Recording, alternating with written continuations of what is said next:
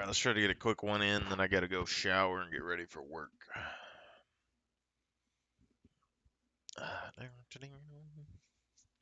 Should be getting some more magic cards in, though, at some point. Over the next month or so, we can make a new deck. I need to get some card protectors, though.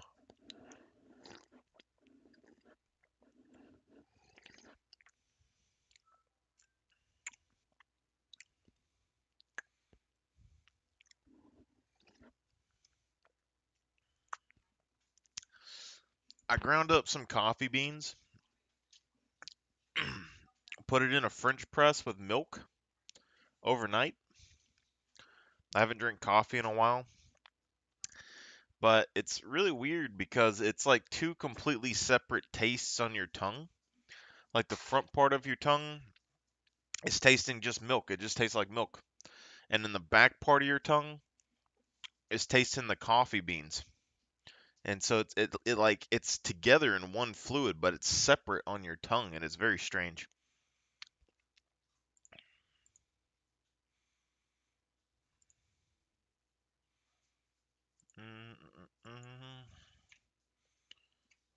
Not beef.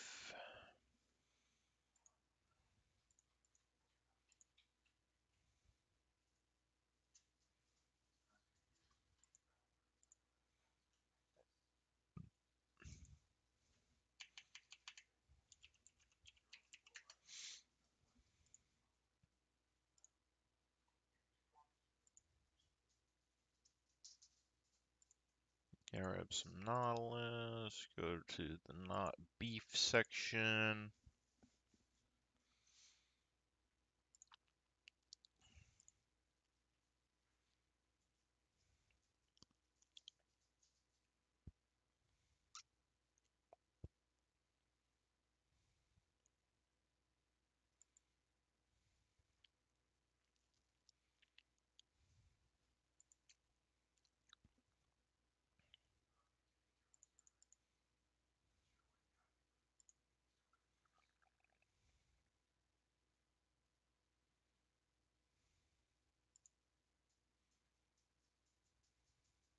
What is that?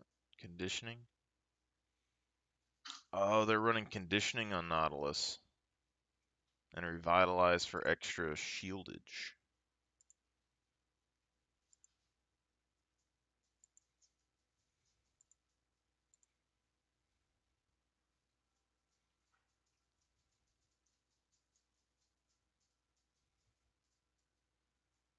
I mean, if we went last stand, it might increase the Jack show damage. But we could also just do attack speed, which would help us with our turret pushes, you know?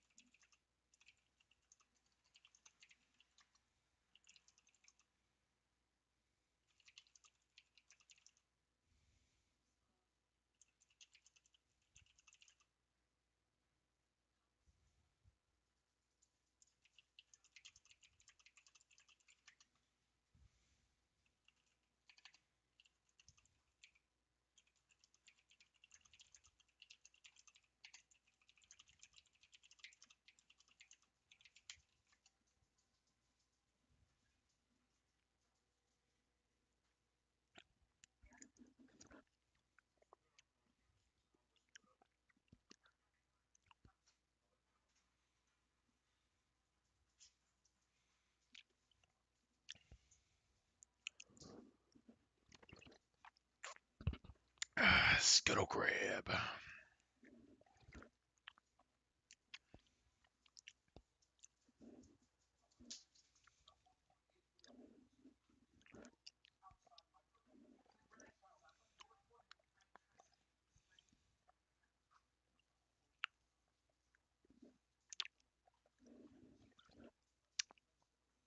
Caitlin with lethal tempo.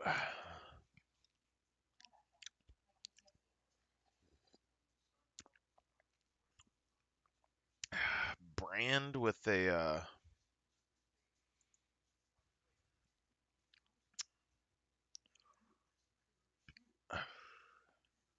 brand with aftershock platinum.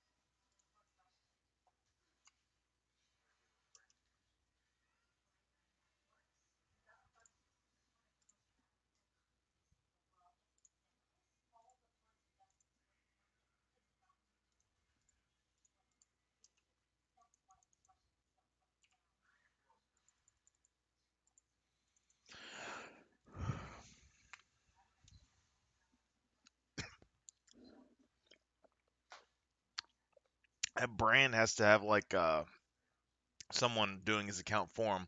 He had master rank title with perfect games played, where your enemies get no kills or anything. That's nuts to me.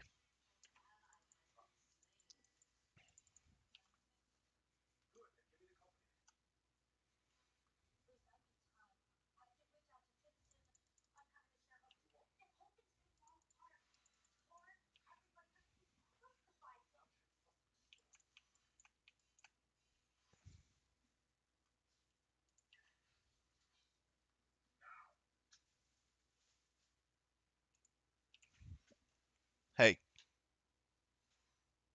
Pep.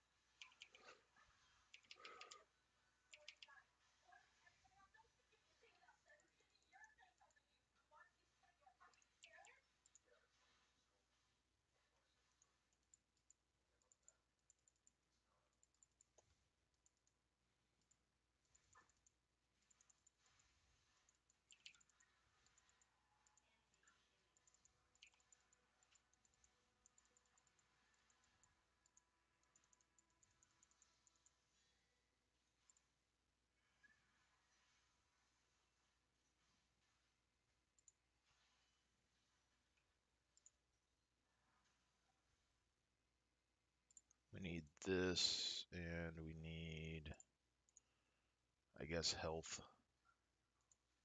I'll just go armor.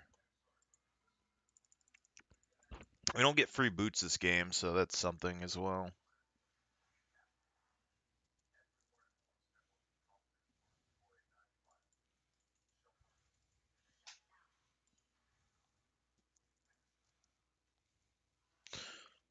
I'm also thinking with more attack speed, we're going to be able to crowd control people a little bit easier.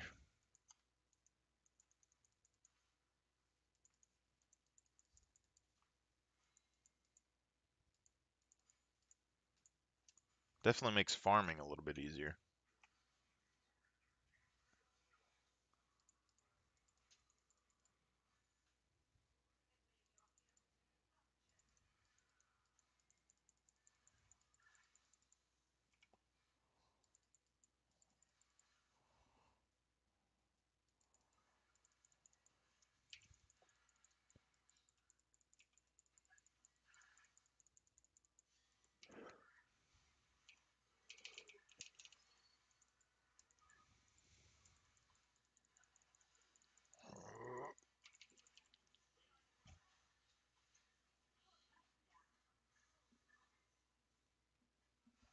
Damn.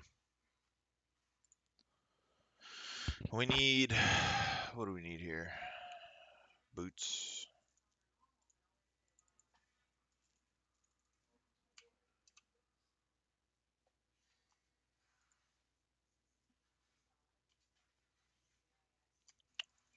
Probably needed to hit 6 before she did. If I can stop her back, potentially.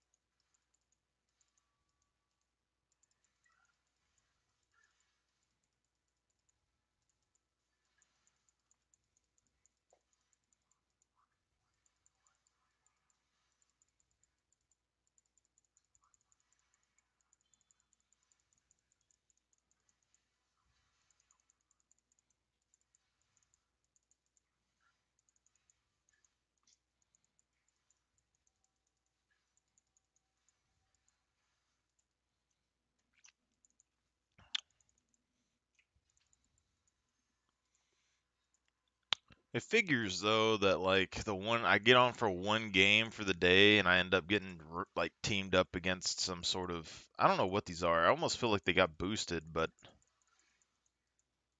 they're definitely trying something out here.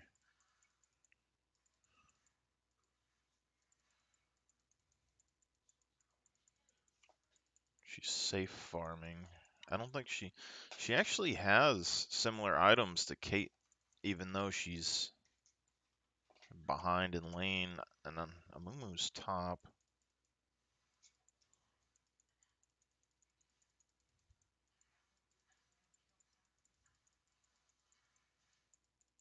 Brand's taking a lot of farm right there.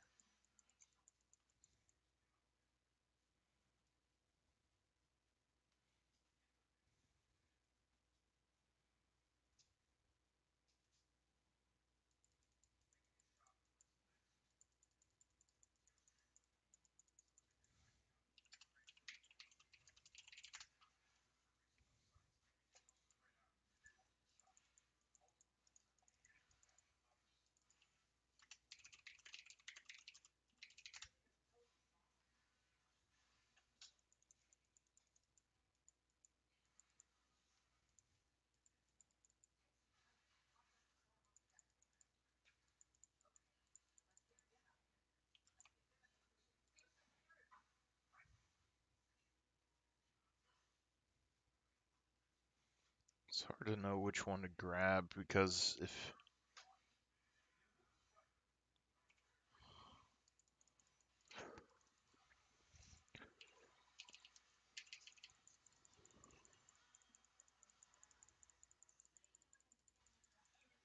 I knew it, we lose because of her ultimate.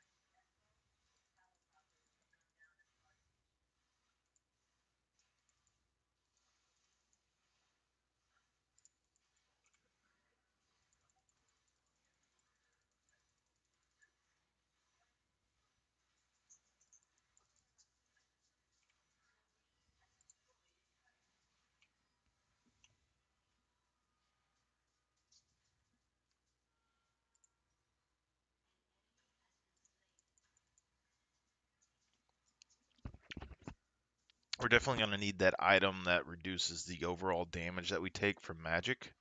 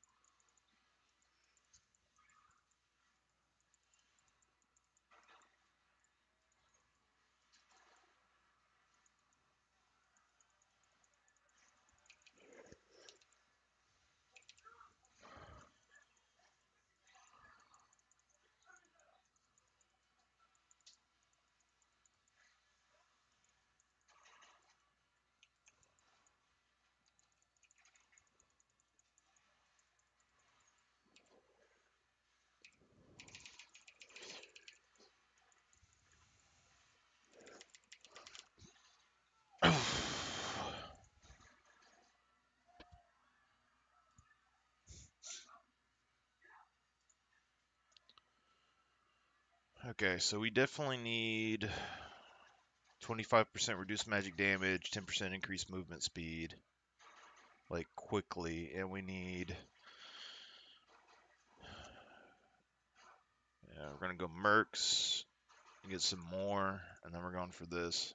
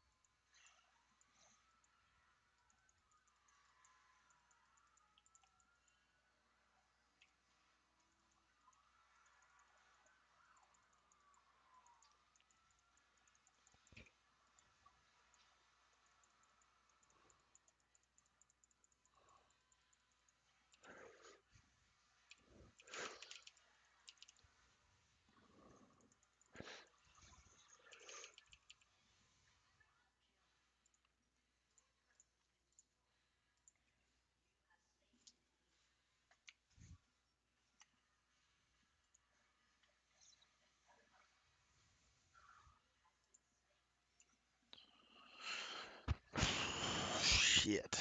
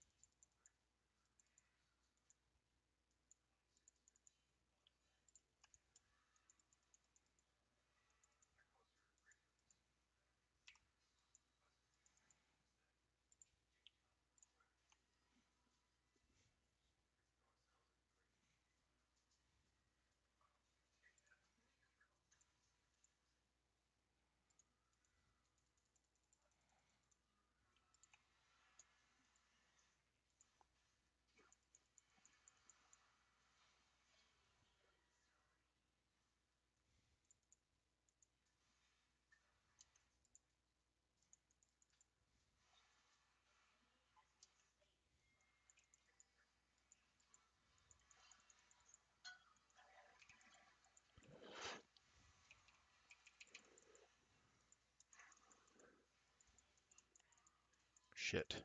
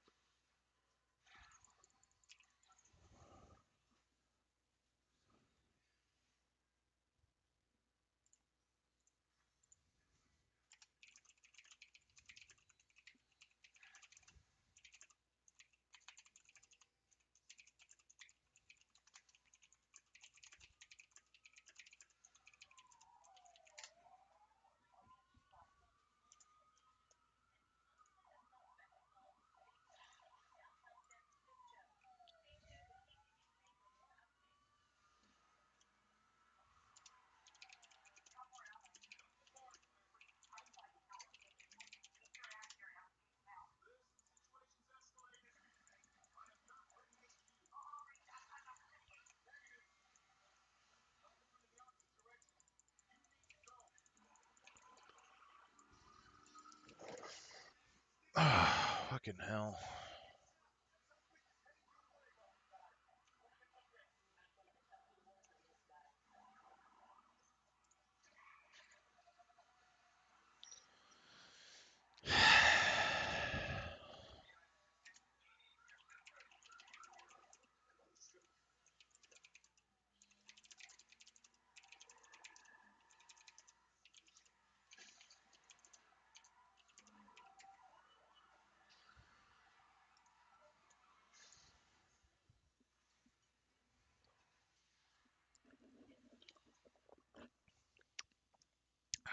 Shit.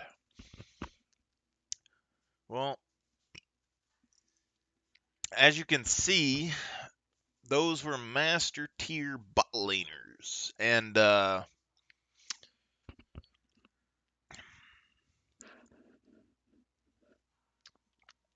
at least something along those lines. I ain't going to say that they are, but basically that ADC beats every other ADC.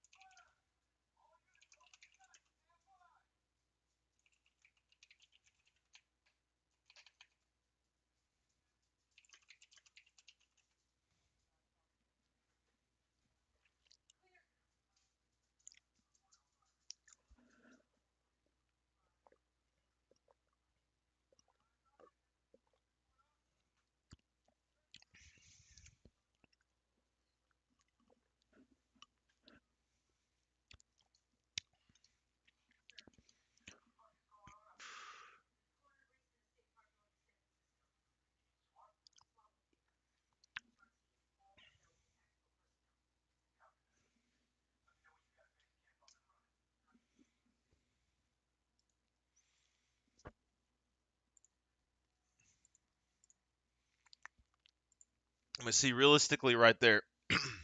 We actually did really good early. Me and the ADC did really good early in lane. The ADC did not punish them with waves, which is one issue. She just pushed them straight to turret. So I wasn't able to take advantage of Nautilus because I would have to turret dive a brand. So that's one issue that we had there. The other thing is that we had an advantage. She straight pushed into them. I think we had a semi big wave, but we didn't get to take advantage of it. And we fought them before level 6 and died. I think level 5. That was either a misplay from us, like choosing targets or something. I remember I thought I had a pick on Samara, and I think Samara flashed or dashed out, and then we focused Brand, and Samara came back and picked us off. So their ADC is just plain out stronger than pretty much any other ADC, and it has built-in defense. Um, and then Brand is a really strong, just general mage. And then me as Nautilus, I couldn't focus both of them. I can't control both of them and peel them off. So if I peel Brand, Samara beats Caitlyn in a matchup. And then if I focus the ADC, Brand can pretty much destroy both of us. Or the ADC would block my damage because with her shield. And then after lane phase, after they hit 6, we shouldn't have tried to fight them at all because I should have known better. Um, I also called out Amumu coming, and when Amumu got there, Samara, or no, it was Brand. Brand pushed up really far, where I was like, okay, this is a quick pick. We can pick him off really fast. And so I hooked him, and I was going in for a combo. Caitlyn saw a Mumu in the bush and ran away. and that forced me to flash, and Brand was able to land a ult, and then Amumu flashed, and then ult comboed us under turret. So there's a little bit of give and take here, but I mean, I'm gonna say that picking Brand there was a bad call, because if Caitlyn and me both turned on him right there, Samara was half a lane away. Amumu was in the or in the river bush.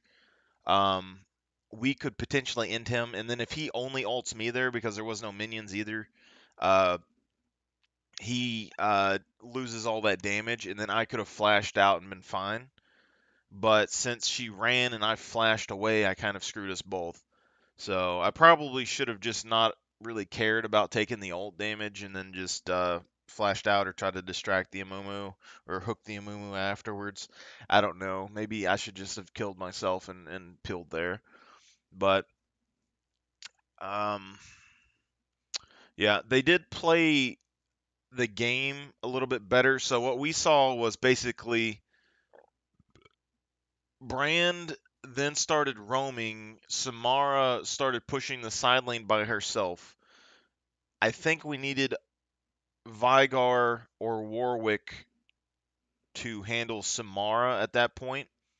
But instead, Caitlyn started going to the side lane to fight the Samara, and Samara would shit on Caitlyn 1v1. But if I answered that and went 2v1, we still could potentially lose, but Vigar would have a harder time holding mid lane, and he would have to hold mid lane by himself, and clear waves. And I don't know if the Vigar knows how to do that or not in this elo, because that's APCs are basically for wave clear in League. So your ADCs are for attack damage taking objectives, which is why you want them around where objectives are. Your APCs are for wave clear because they can clear it the safest, the longest ranges generally. Besides like Azir now, because they like nerfed his range, or like Rise doesn't have as big much of a range or anything, but all the other casters generally have a good amount of range and wave clear, which is why Baron buff becomes really important, because it makes it to where your mages can't clear the waves very easily. Um, the other thing I would say is uh, their positioning was a lot better than ours. They were able to rotate around, clear vision, and control vision a lot easier, which allowed them to get more picks. Our squishy targets like Vigar and our ADC were face checking bushes, um, which they shouldn't have been doing. You don't face check the bush.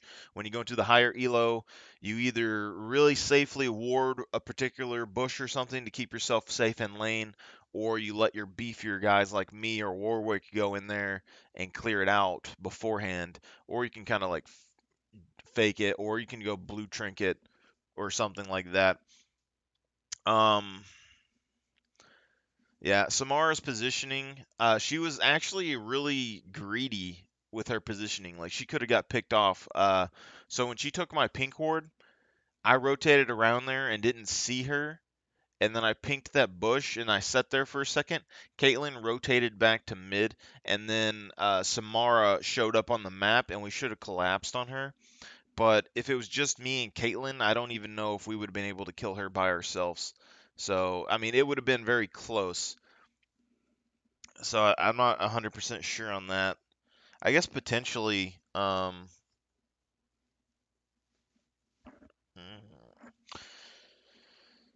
it might be a champion select issue too. I mean, because if I play Brand or Braum there, I think I could block most of their damage and be fine. I'm not positive, but I think I could. Also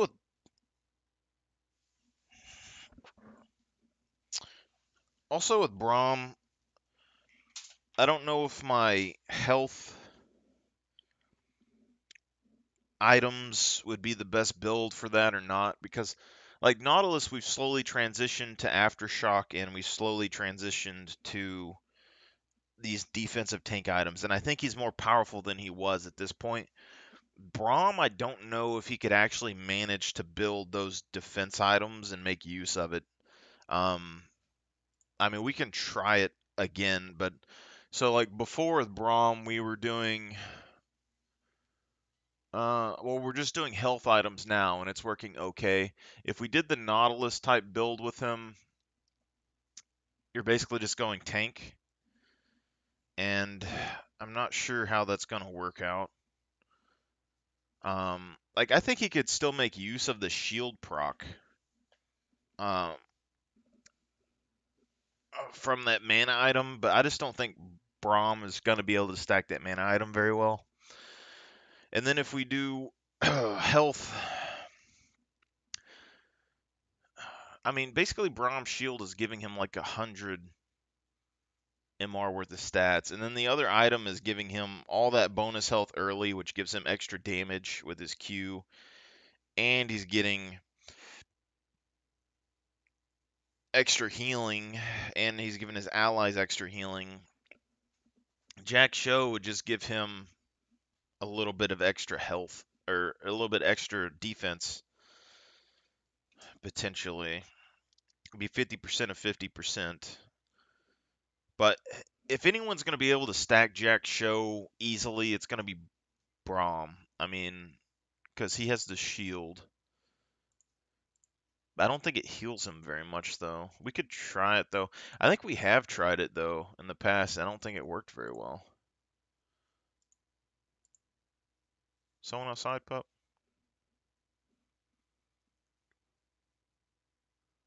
Aftershock. So we got conditioning. See, with Braum, we went second wind when we did the other one.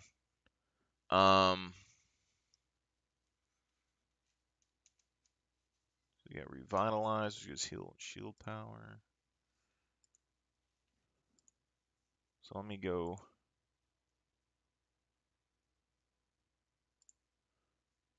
We're gonna go not, and then we're gonna go aftershock,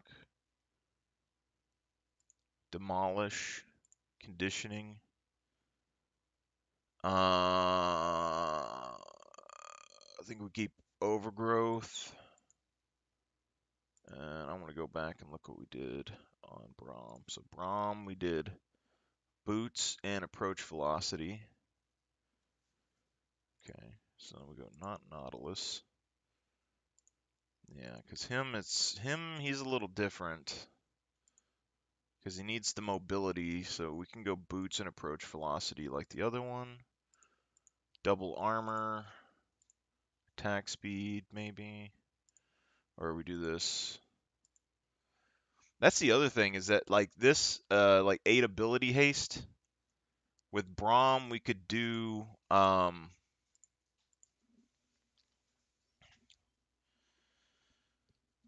we could do 8 ability haste, or we could do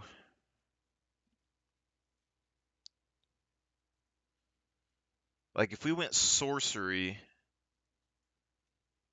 you can get the mana regen and transcendence for 8 more ability haste, and then takedowns would restore 20% of your ability cooldown, which would give you more shields. And that's what's really like with Braum, like I really think approach velocity is important, and boots, because it allows you to block for your ADC, hit a Q, and then like immediately sprint towards the enemy and kind of take them out with a shield. But I could see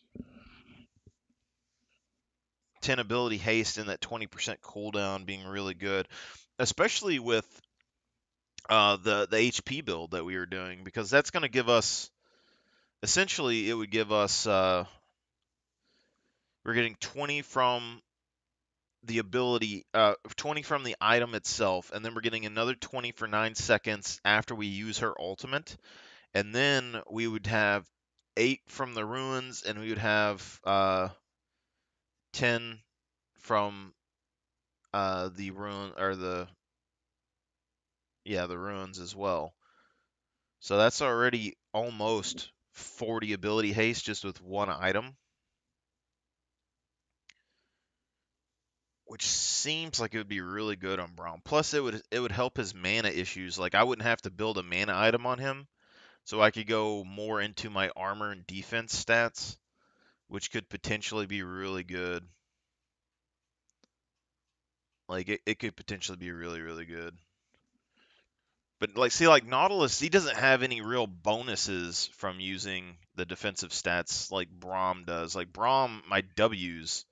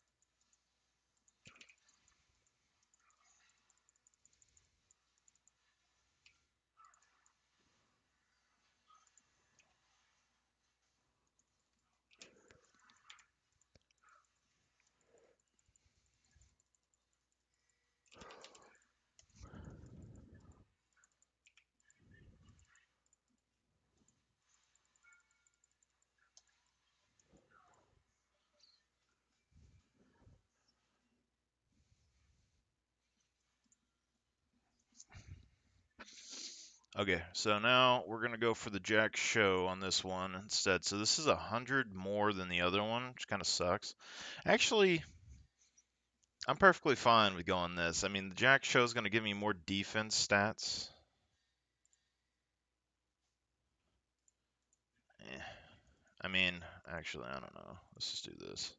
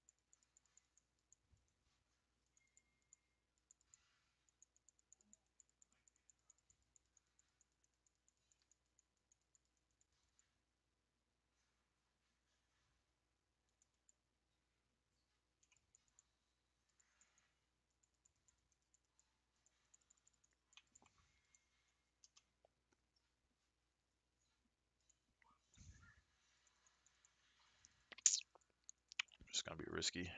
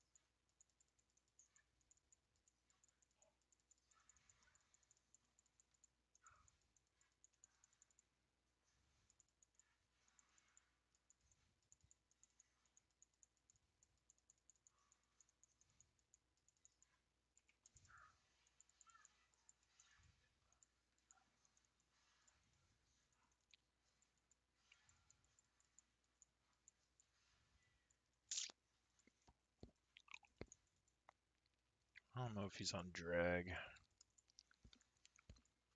I don't think he would be, but it's possible.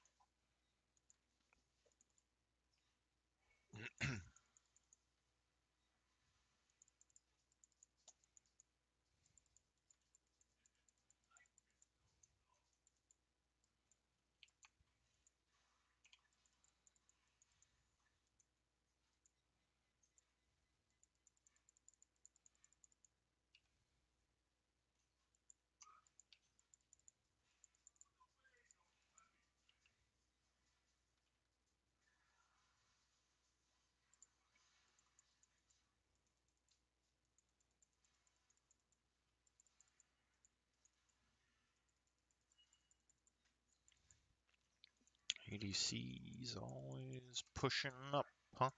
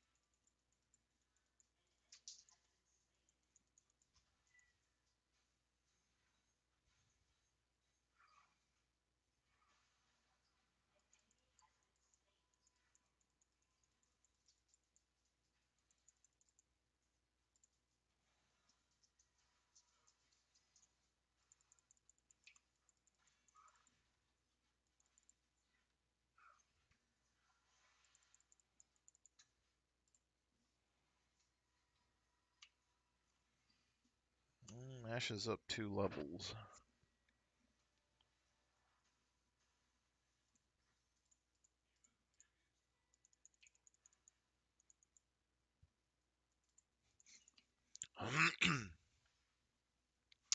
Should have got sweeper.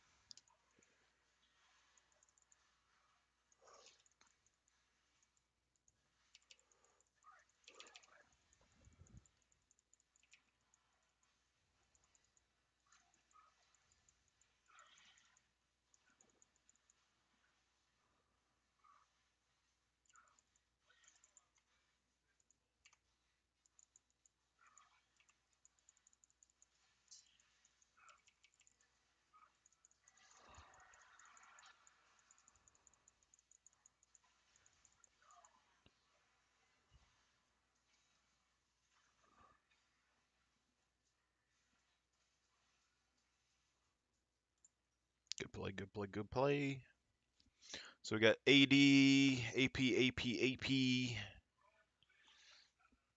I'm gonna go get Merc Treads, and then we're gonna do this and a sweeper.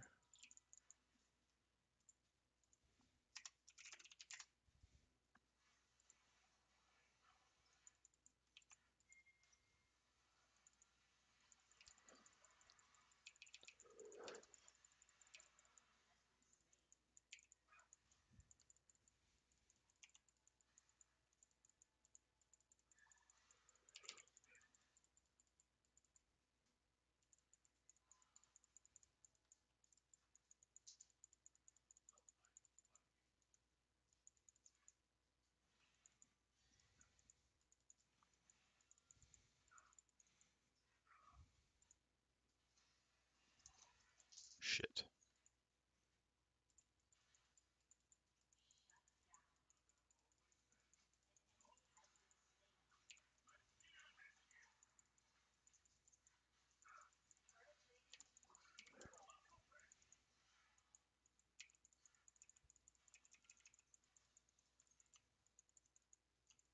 Okay, he's dead. That's good. That's very good for us.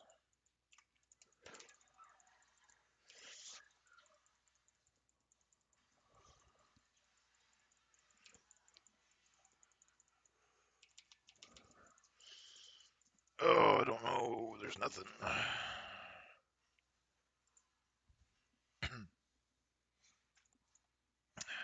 I knew better.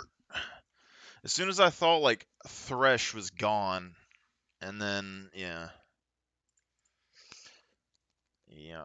it's kind of my bad. Anyway, we're getting close to Jack's show. We're not doing super good. The thing is too is like I don't know if Jack's show is the best for my team, because we were still doing pretty good healing. I mean it wasn't like a whole lot, but we were doing like 3 or 4 thousand healing for our team early.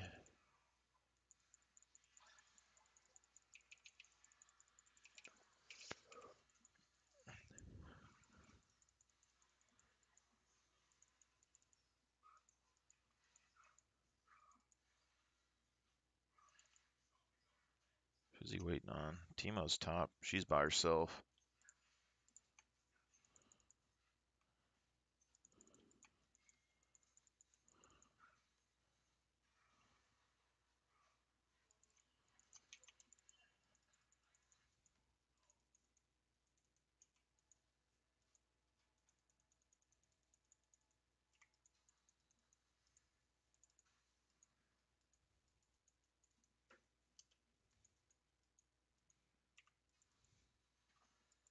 Shit.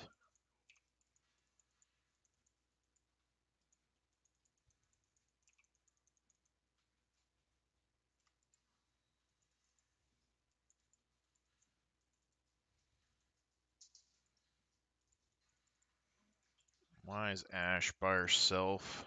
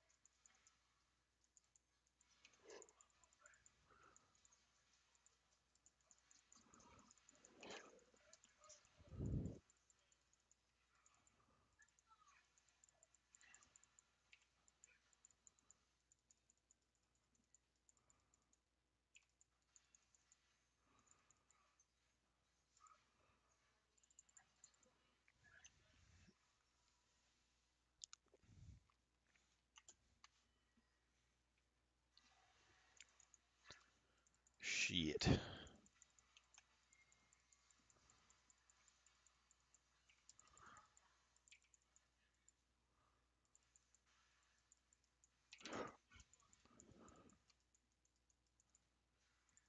he gonna dive me? Oh no, he's not. I get his back here. I could potentially wait and try to ult, but it's not that big of a deal. So now that we got this, we need more MR for sure. We also need a little bit of armor, but mainly MR right now. And this will give us 25%.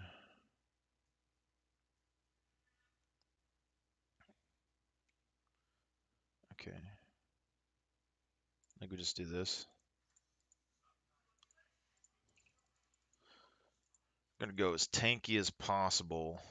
Right now, we're also giving our ally, giving ourselves 70 armor for 3 seconds just with this.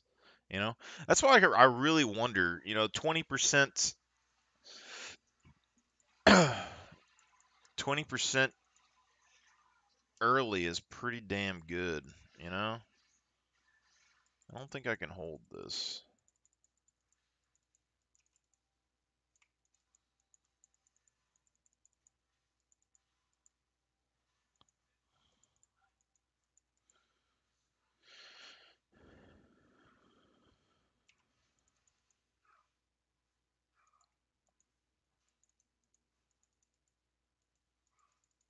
Yeah, yeah. So this is going up to 73 for 3 seconds.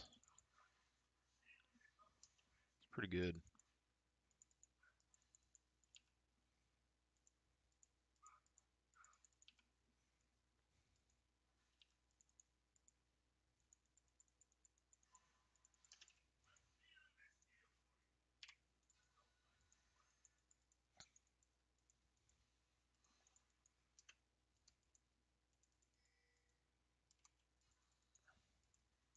What do you want, pup? Hmm? Why are you licking my foot?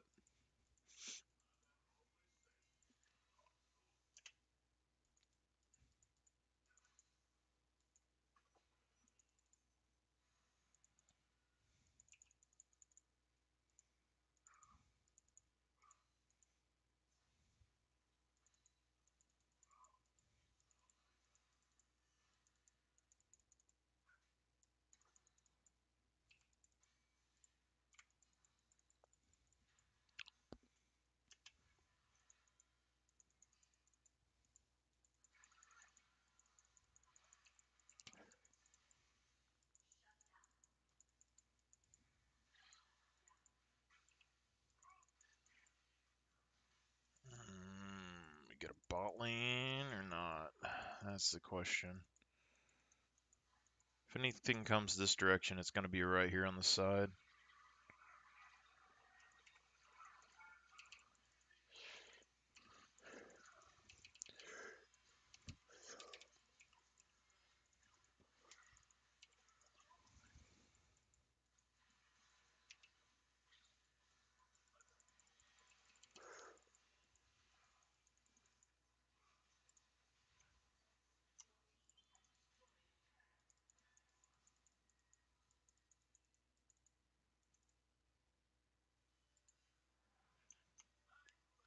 So I got 40 something off of that. This is negated 500 and something.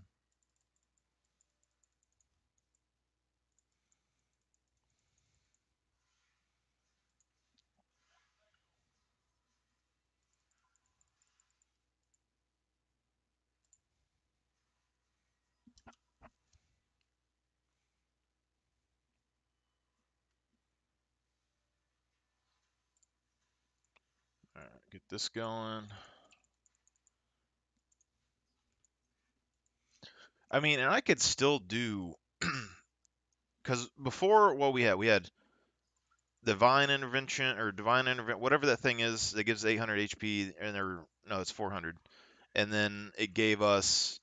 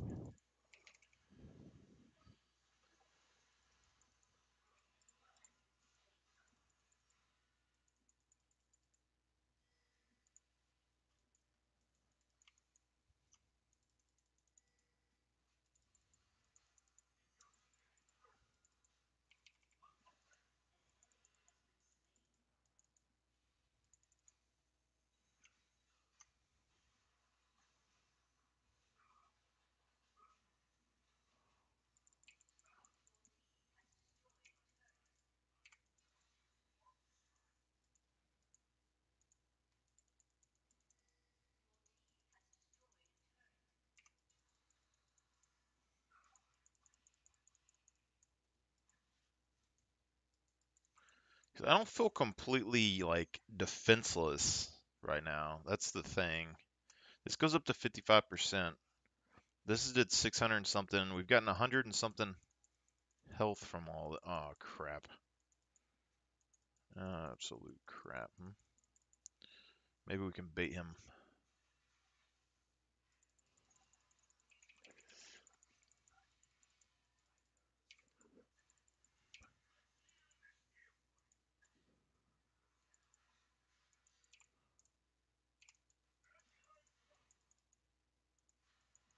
A little bit extra damage there.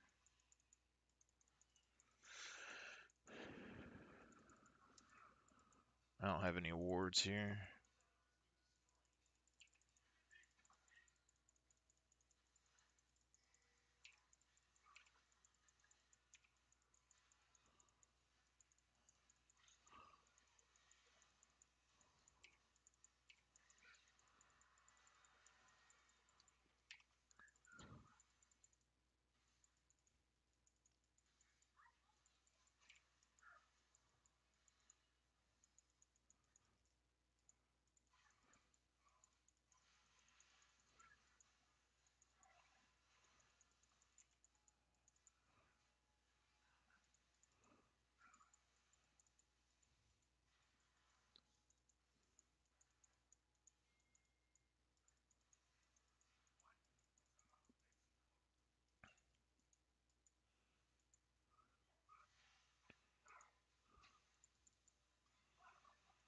I don't have any awards for this, is my problem.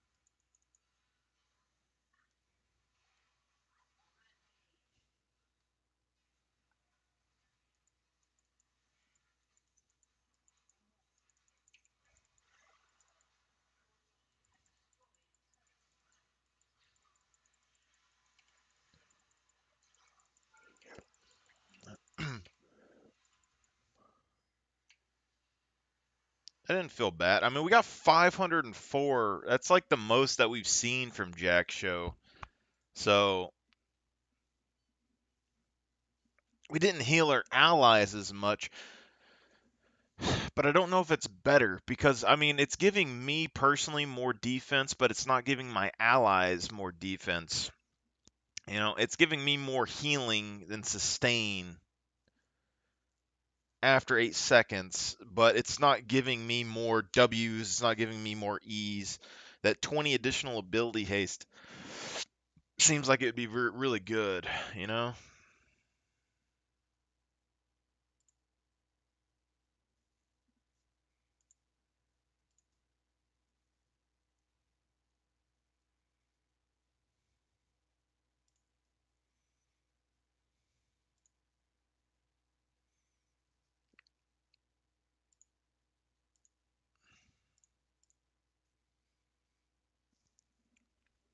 So we got 1831 on the healing done. Do they have like damage negation on here?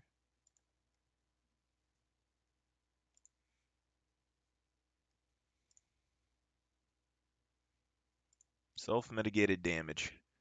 21,000 self-mitigated damage. That's pretty good. I mean, but the thing, like, what are we getting? So, like, after 8 seconds, we're getting a good amount of buffs. I mean, this seems really big. For each second in champion combat, gain a stack granting 3 armor and magic resist up to 8 stacks max.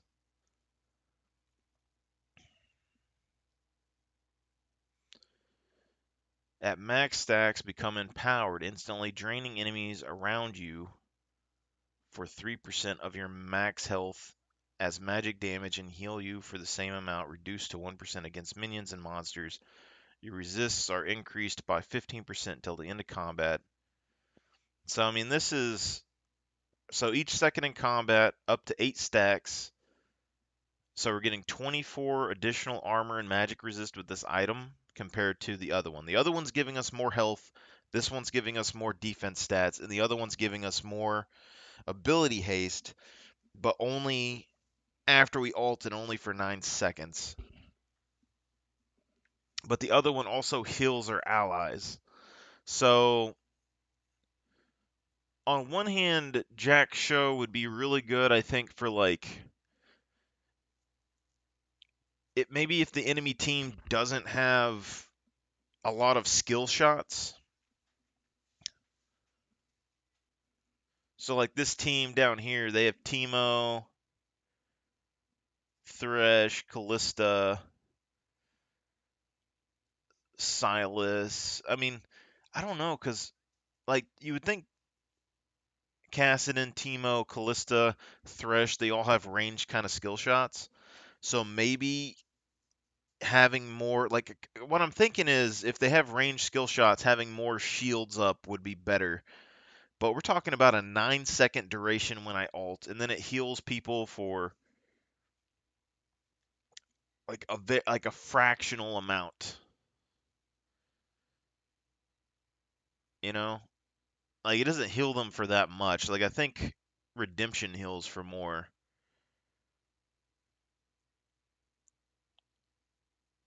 And then with Jack's Show, I'm able to do more damage over a longer period of fights and drain more health. And it increases my W to where I can give more armor. Like I was giving 40 or 50 armor to somebody when I W'd to him for 3 seconds. You know, so that's pretty good. And I'm losing out on like a 300 like a 9-second 300 health buff. Also, like I can run people down with ghosts and all that. Like the Jack Show could proc while I'm chasing them and still drain their life while I'm running at them. And then this is how much damage is this doing? Drain enemies around you for 3% of max health as magic damage. So like there I was probably like 3,000 health or something like that.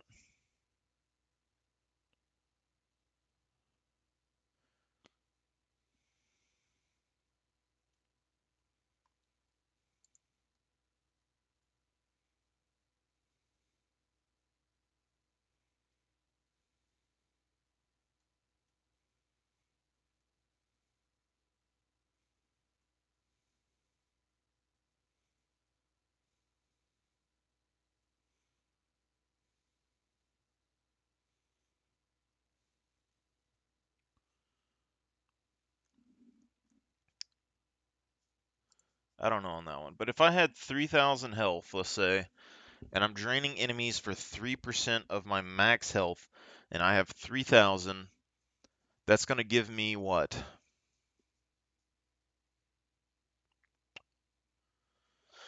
You get 3 for 100, so 1,000, you're going to get 30. So with 3,000, I could get 90 health.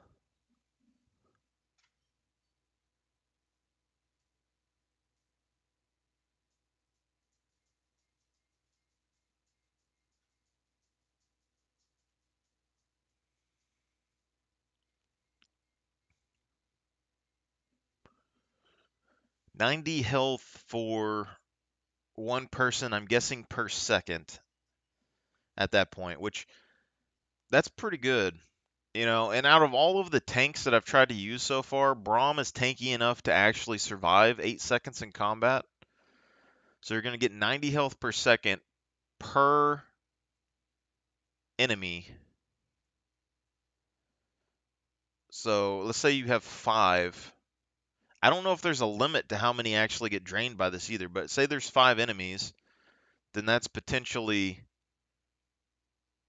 450 health a second. And then you're looking at minions giving you 1%, which would be 10 per. So, minion wave can have like 6 to 7 minions. So let's just say that there's 6 minions in a lane, and you proc this, and you're getting 1% for those minions. then that's still, I mean, that would still be 30 health per minion, so you're still getting like 180 health a second or something. I mean, this seems like massive regen potential on Braum. I kind of like that. And then like the other magic resist item we were building, it was going to give us 25% reduced magic damage, which would make us very tanky compared to like straight HP, which we were building before. I mean, that does empower our Q a little bit, but it's not that necessary, I don't think. Let's see. I got another 40 minutes until 3, and then I got an hour. So I can probably play one more.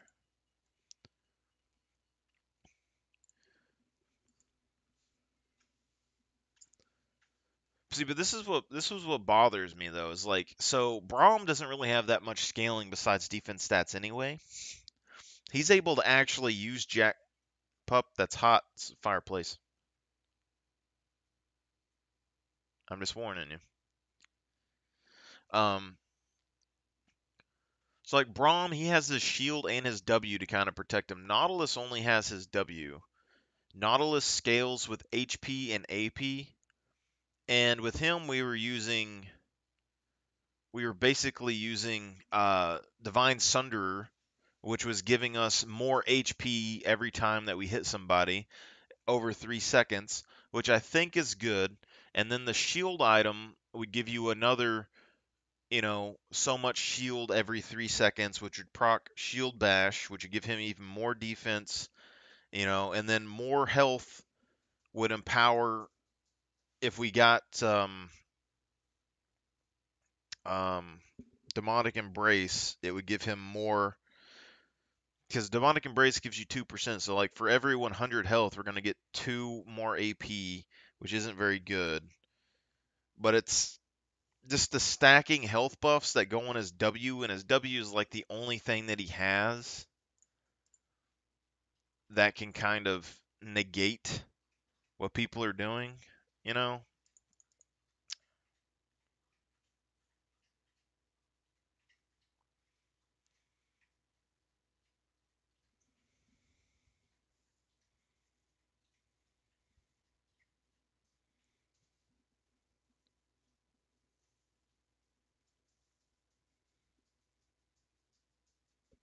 So you get 25 tenacity and slow resistance here versus overgrowth. And I don't know which is better here.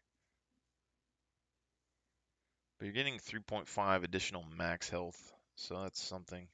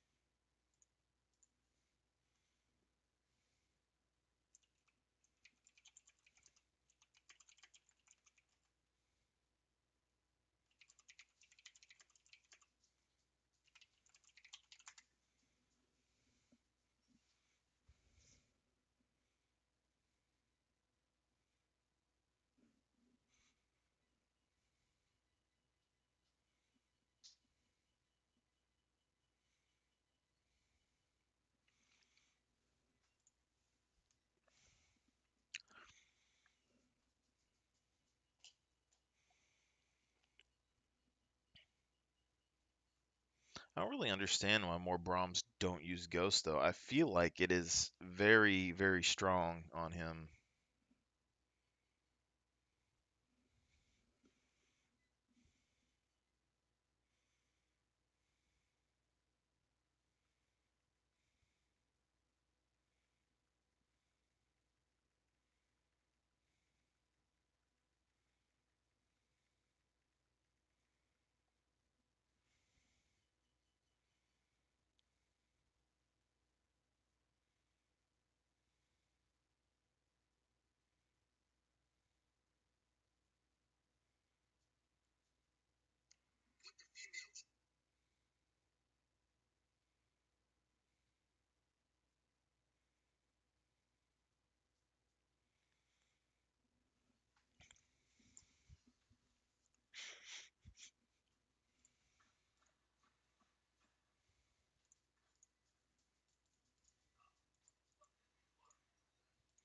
Actually, there's no reason to go AP on this with Braum. It doesn't do anything.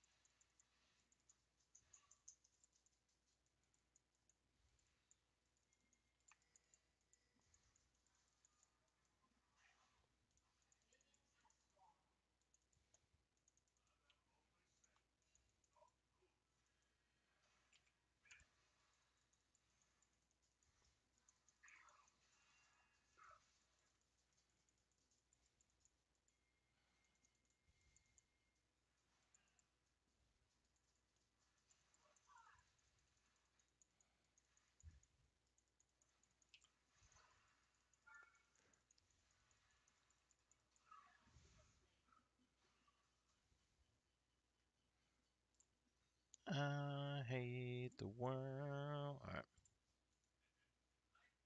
Some extra health.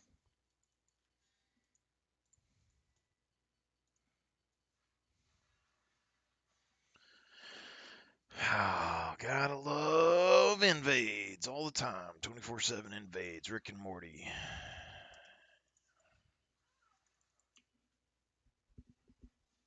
Yeah, double barrier. Double barrier bot lane.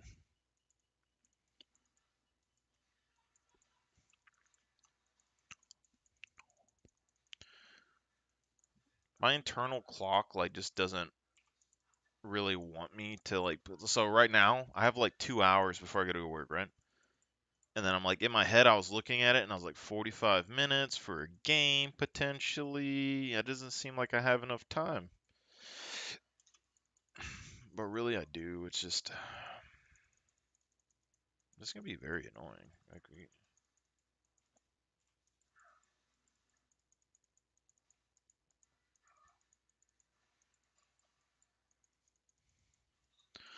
keep them guessing. Keep them guessing.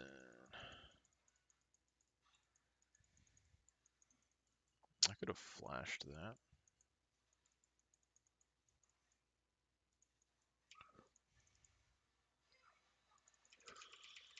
Ooh.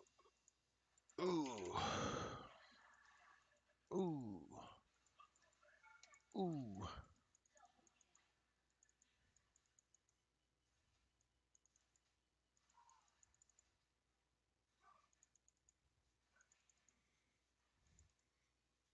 Try doing that without approach velocity.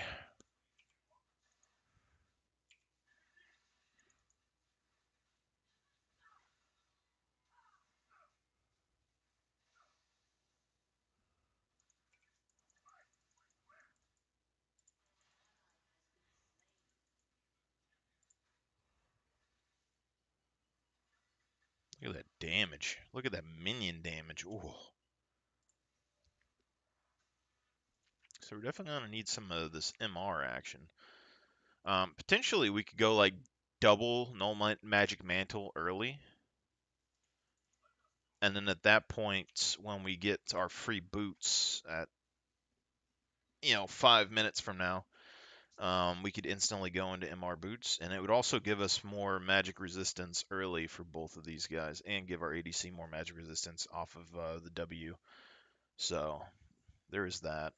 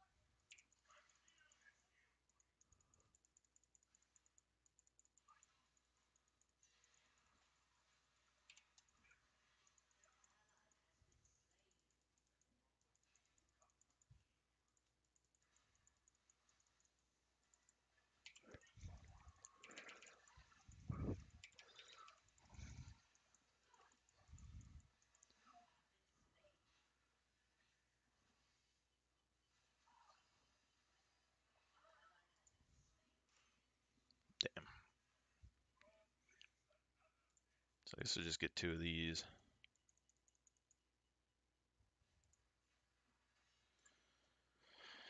So this gives us 30 armor. I think it also gives us 30 magic resist, so I'm not opposed to it.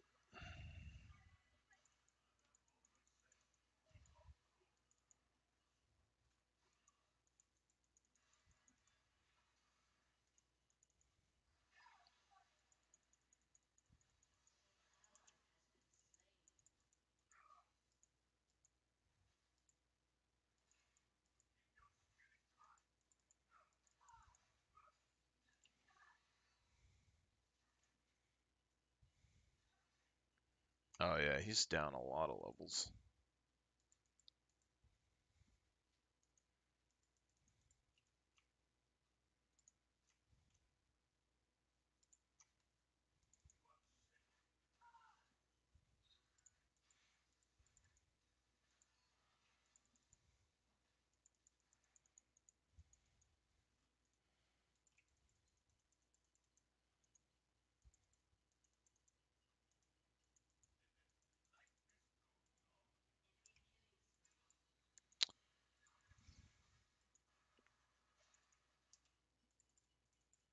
Hmm. Gonna end up having a Nunu come up from behind. Oh shit.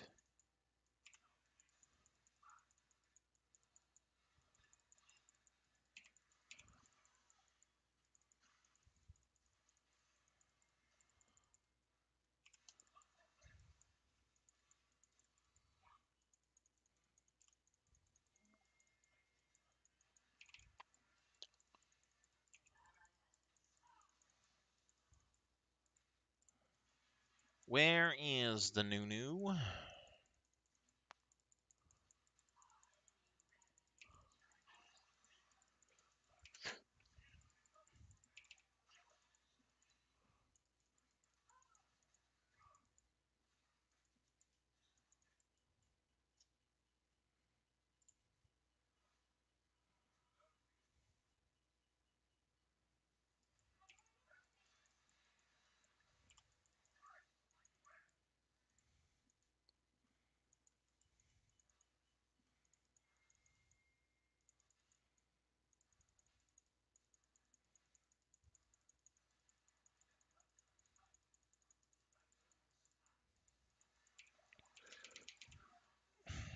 Wow, I didn't get the shield off.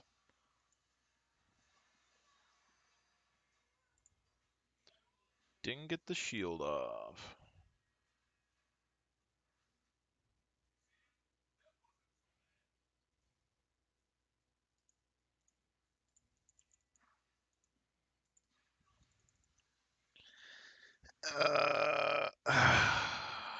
Okay.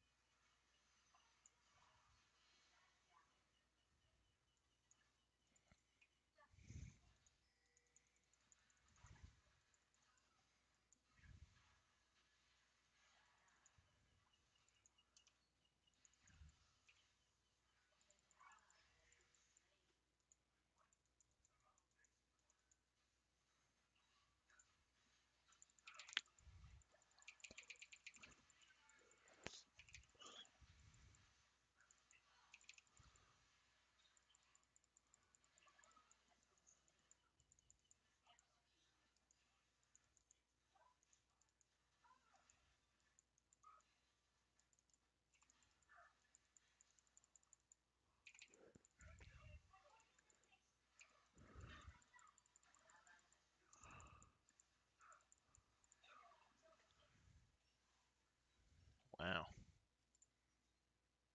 So we need this.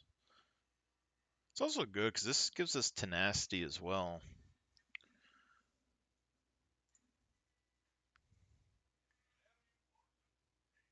Like if we didn't go here into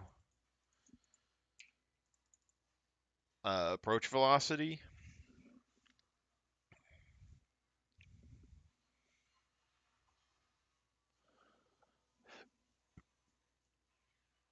and we went into like Triumph, we could technically do like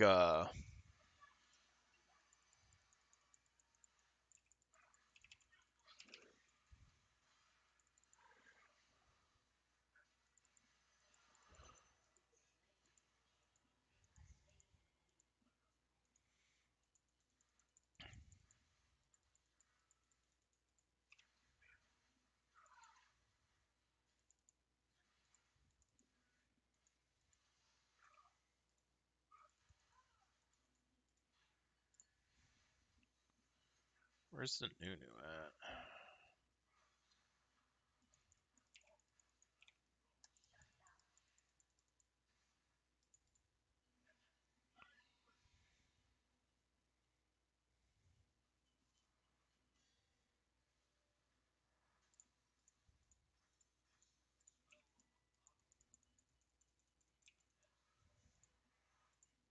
Like, look at this movement speed. We get up to like 4 something.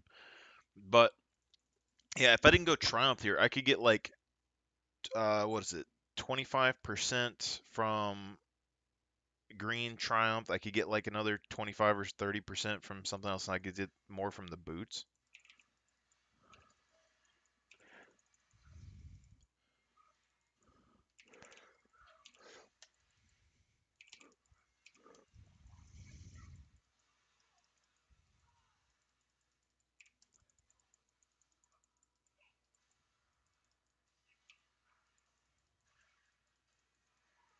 Ooh, that's not good.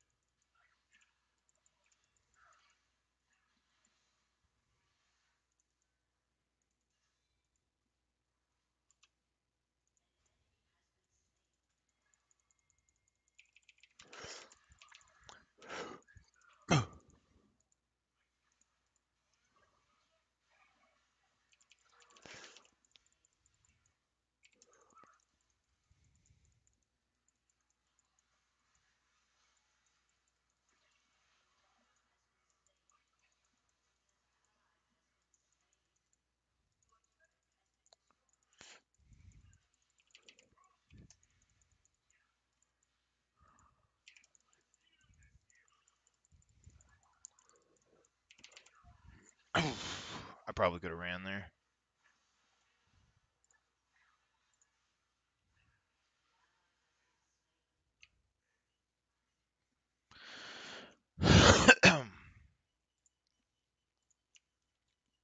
I'm 2 levels down. Holy moly.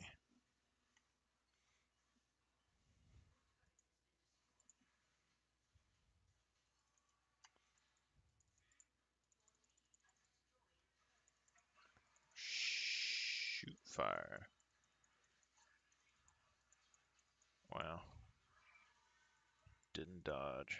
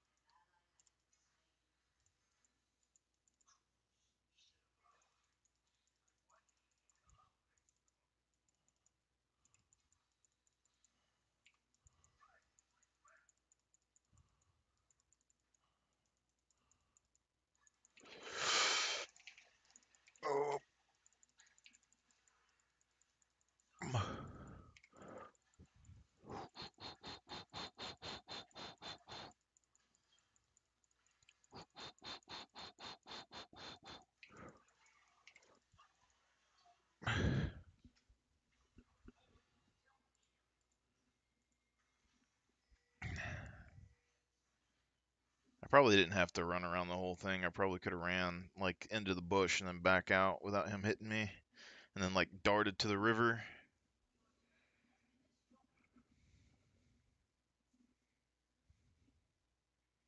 Let's look.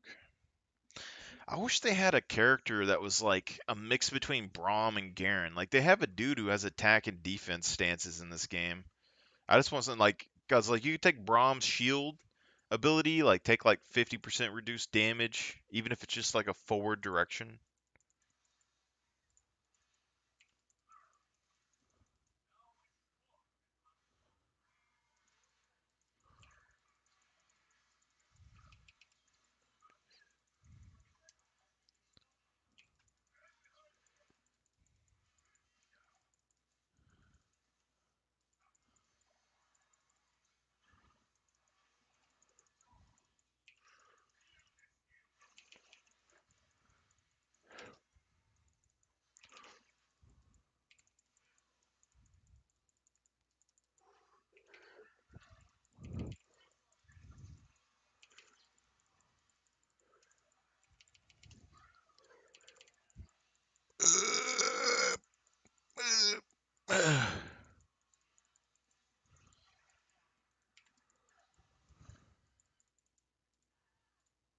I'm alive.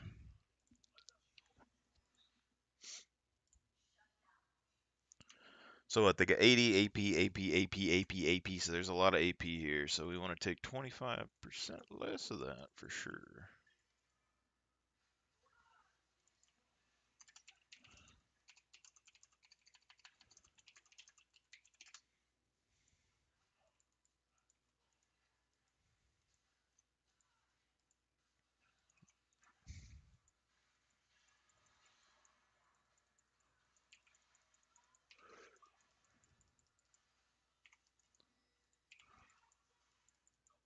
Damn lucky. Feeling lucky, punk.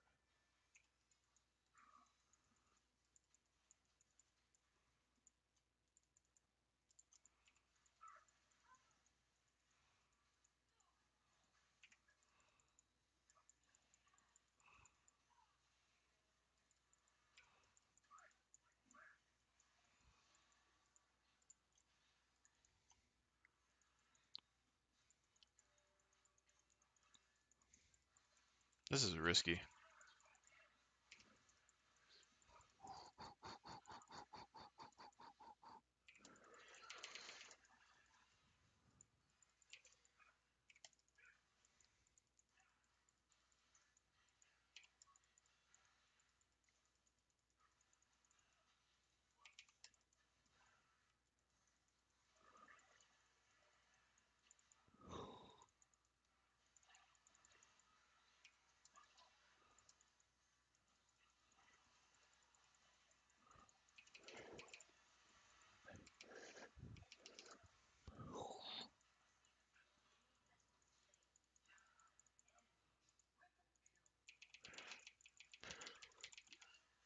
Oh.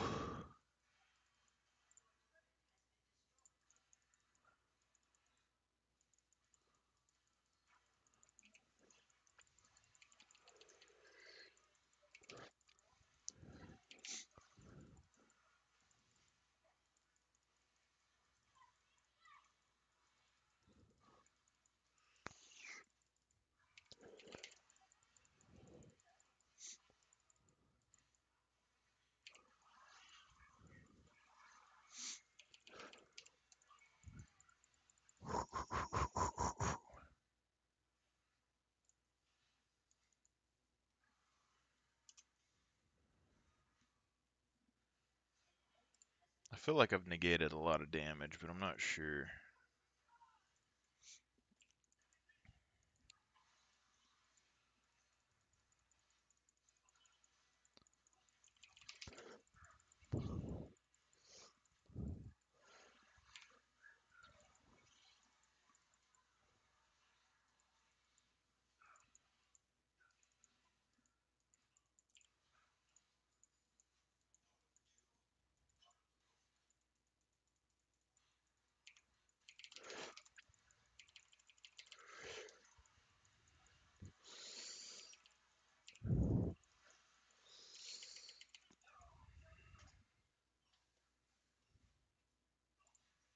Yeah.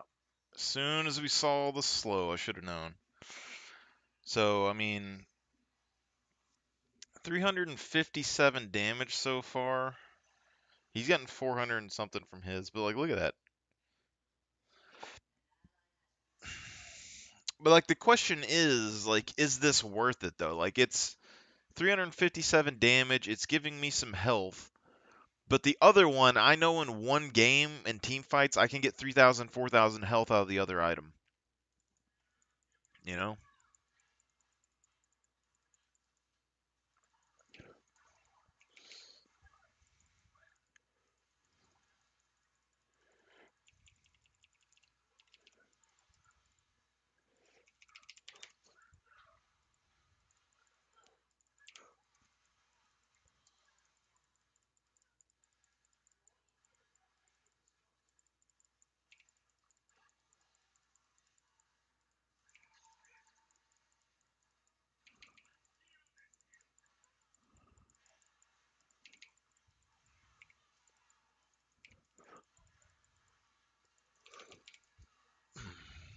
I should have flashed to the side.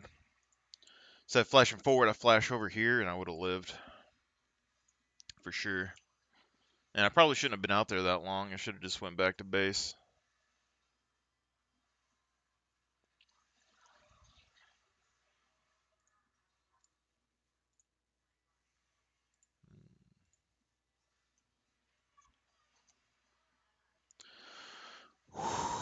Woo! Pike.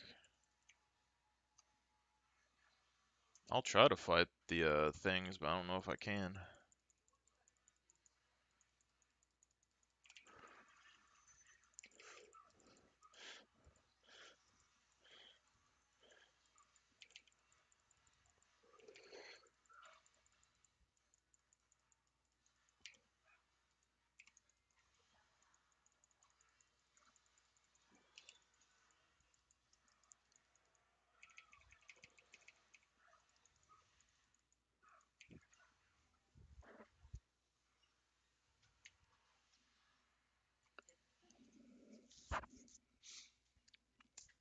Is you're looking at like a series, so 3,000 health over a fight. Like that one, um,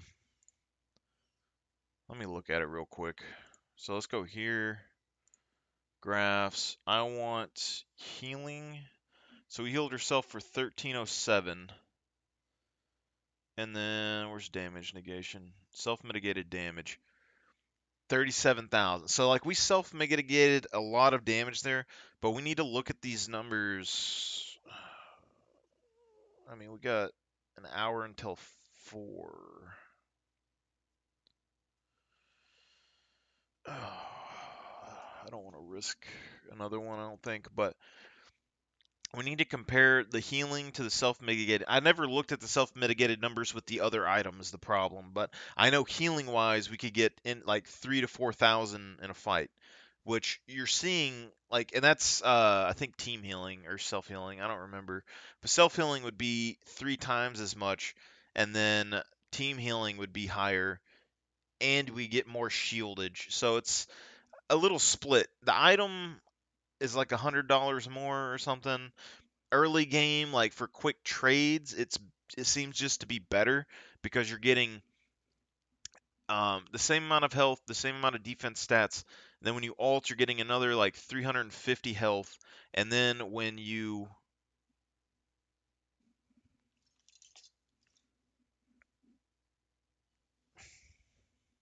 did you chew my headphones? I just thought about this. Where'd you get my headphone piece if you didn't get my headphones?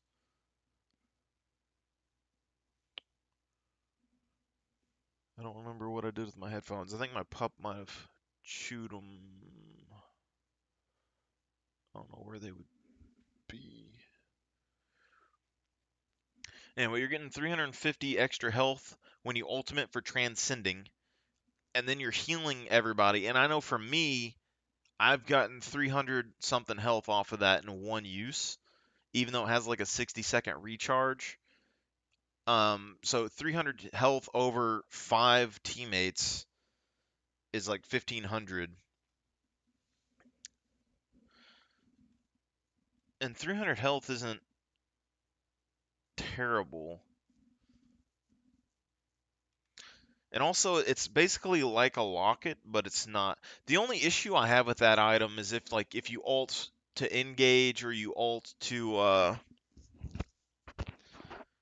you can't just ult to heal so much. I mean, you can use it while you're tanking turret and you can ult and then like heal up some extra health, which is fine, but I don't know. I think we're gonna have to basically look at these numbers. I'll try to write these down, or I'll just keep this screen up potentially, or rewatch the video. And then when I get home, if I don't know, or in the morning when I wake up and get ready for work, I might try to play one game, and we'll do probably the same ruins, or well, we'll use the other ruin page, and we will get uh, the numbers for self-mitigated damage and healing off of that.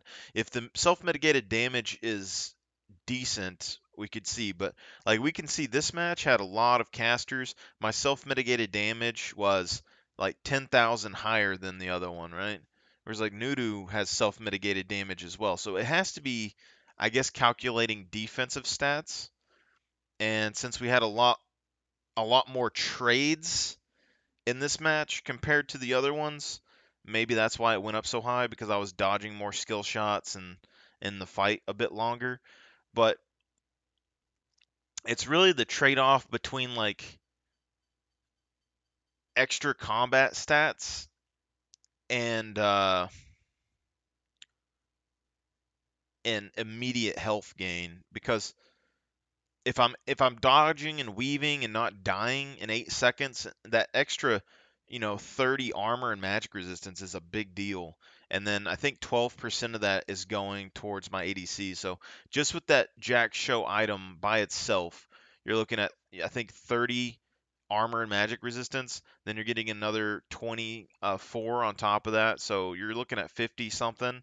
And then as soon as I build like the boots or whatever, that gets like another 20 something. You're getting like 100. 12 of that's going towards the ADC or whoever I'm using my W on. So I mean, it's not unnoticeable how that works, you know?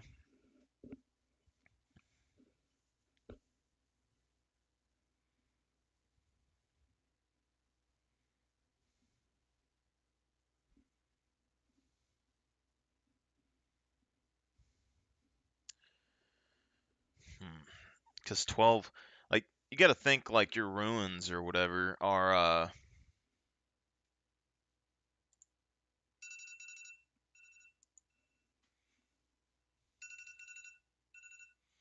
I didn't know that there was this page either. So total damage negated 549. Like Aftershock doesn't seem to be doing that much for us either. This is the other thing, but it also gives us a massive boost to our armor value. Like look at this. Oh, it's not going to show me. Um, like you got to think. So we're getting 5%. So percentage game active. Second.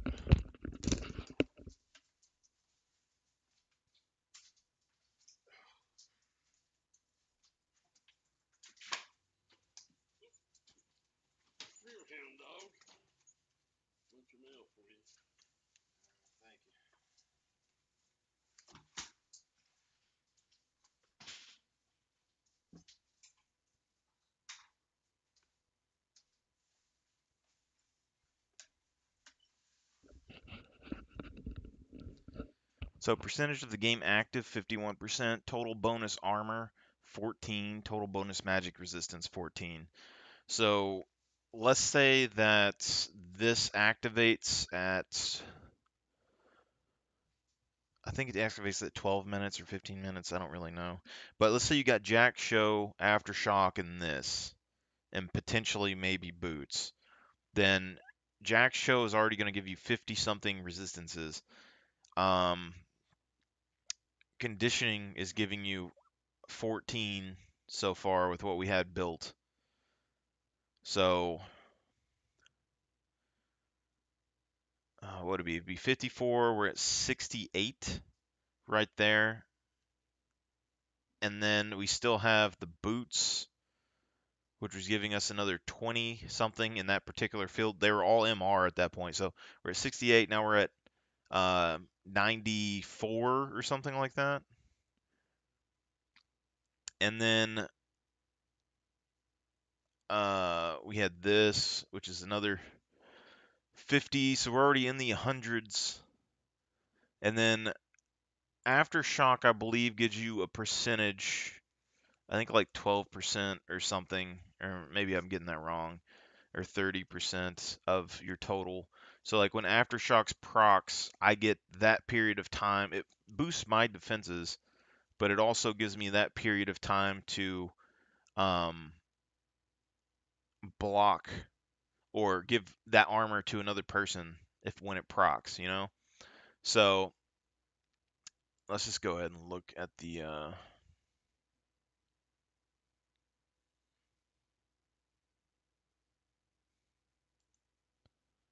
look at the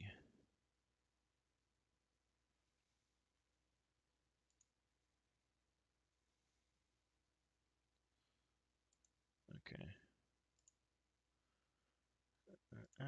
Runes. So 80% of your bonus resistances. So even my rune, like conditioning, is going to be at 14. I'm getting 80% of that. The damage is, and this is 20 seconds. Resistance bonus from Aftershock capped at 80 through 150. So we're like in 150 area. We're already getting 50 something percent damage negation at that point. And I think that's the sweet spot for damage negation for most champions. I mean, you're getting 50% damage negation at that point. I think you just do health, you know? And that's like 100 armor or 100 magic resist, which isn't that hard to get. But we're already floating above 100 and something right now. And then we're proccing Aftershock, which is going to give us another 35 base and then 80%. So we're already floating over 100. So we're going to be getting 80 more. So that's another 100 and something armor. So we're probably floating around 200 defense stats there. And this is for 2.5 seconds. So we're floating around 100 defense stats. And then at that point, we're able to get what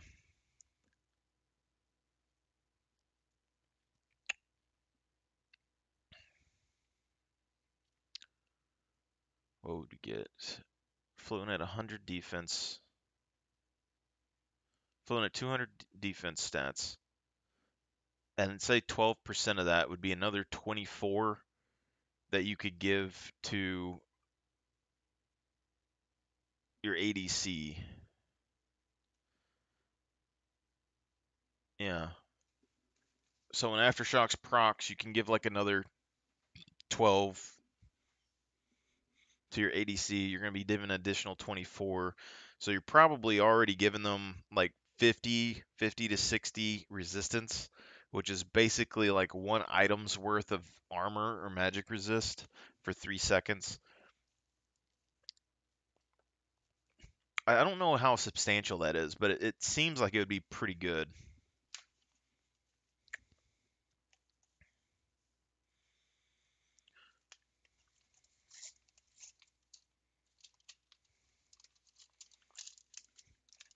I got a bunch of mail sent in. He brought it over here. Let's see what I had. Banshee's Blade. So we're getting our equipments and stuff in for Livio. Potentially Darian. But it's going to start off as Livio for sure.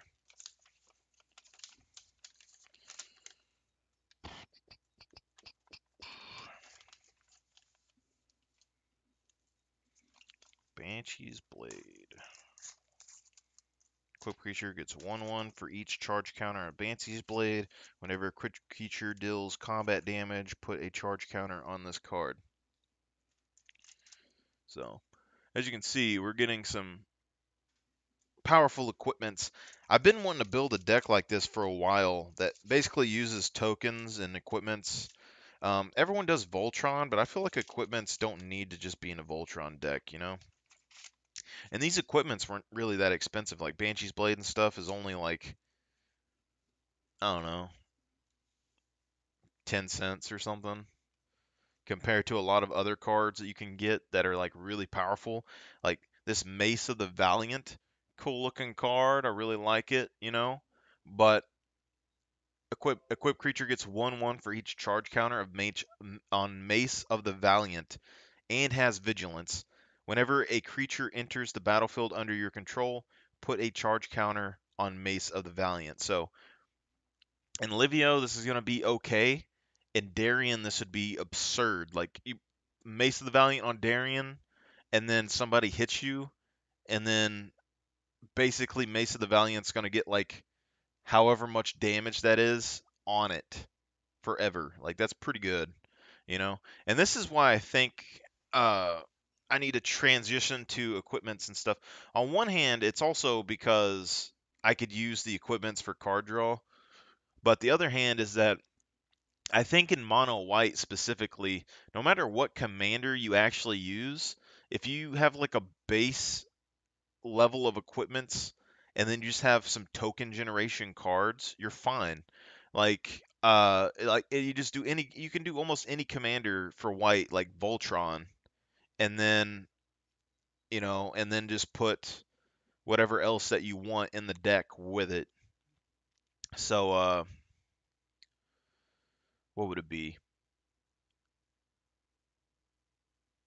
So from what I'm seeing, instead of a lot of these cards, like we just found some cards called like Legion's Loyalty the other day. Oh, there's multiple cards in there. Called Legion's Loyalty the other day, which I've never seen before. Has really nice artwork. I like it. And it looks cool. So when you use that card, all your creatures get myriad. So when you attack, you can make copies of all those creatures again, which and so in Commander, that could be like 3 or 4 creatures all at once. So in Darien, particularly, that would be very, very powerful. But in mono white in general, the thing costs, it's an enchantment and it costs 8 to put down. So it's a game winning card. But if you have the mana ramp to get that thing on the field, you could easily just take over the game. Like even like Solemn Simulacrum, you attack with it, it makes tokens of itself. You get to pull out 3 lands for per turn, or 2 lands per turn. That's pretty good, you know. And then if you have like Strionic Resignator and stuff like I've seen before, you basically could take like any of the equipments that search out a land, you put it on Solemn Simulacrum, you have that down, and you have like Strionic Resignator, you attack, then you Strionic Resignator the sword.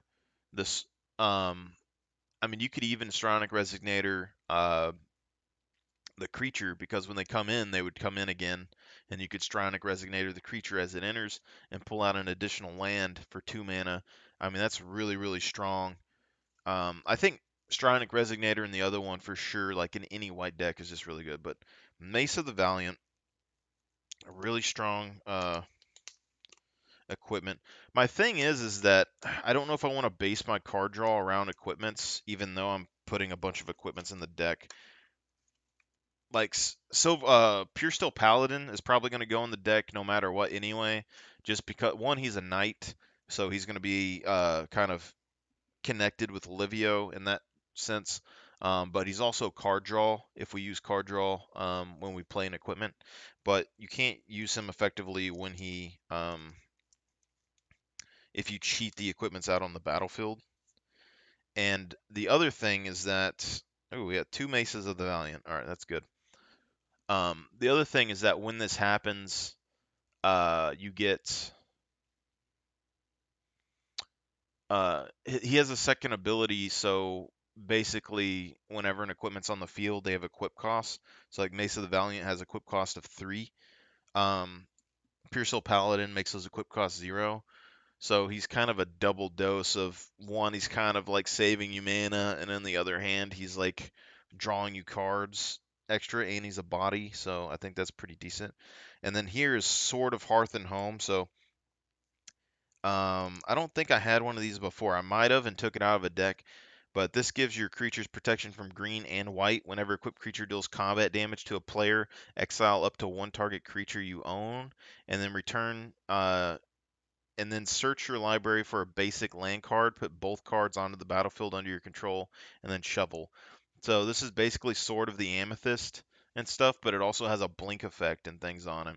So and Darien, not really super useful, I guess, unless I use blink creatures, which basically this is better than Sword of the Amethyst in that sense that if you deal combat damage, I could say like bring a land out and then blink Solemn Simulacrum and bring a second land out, and then I could Strionic Resignator this and bring out, two lands again for 2 mana.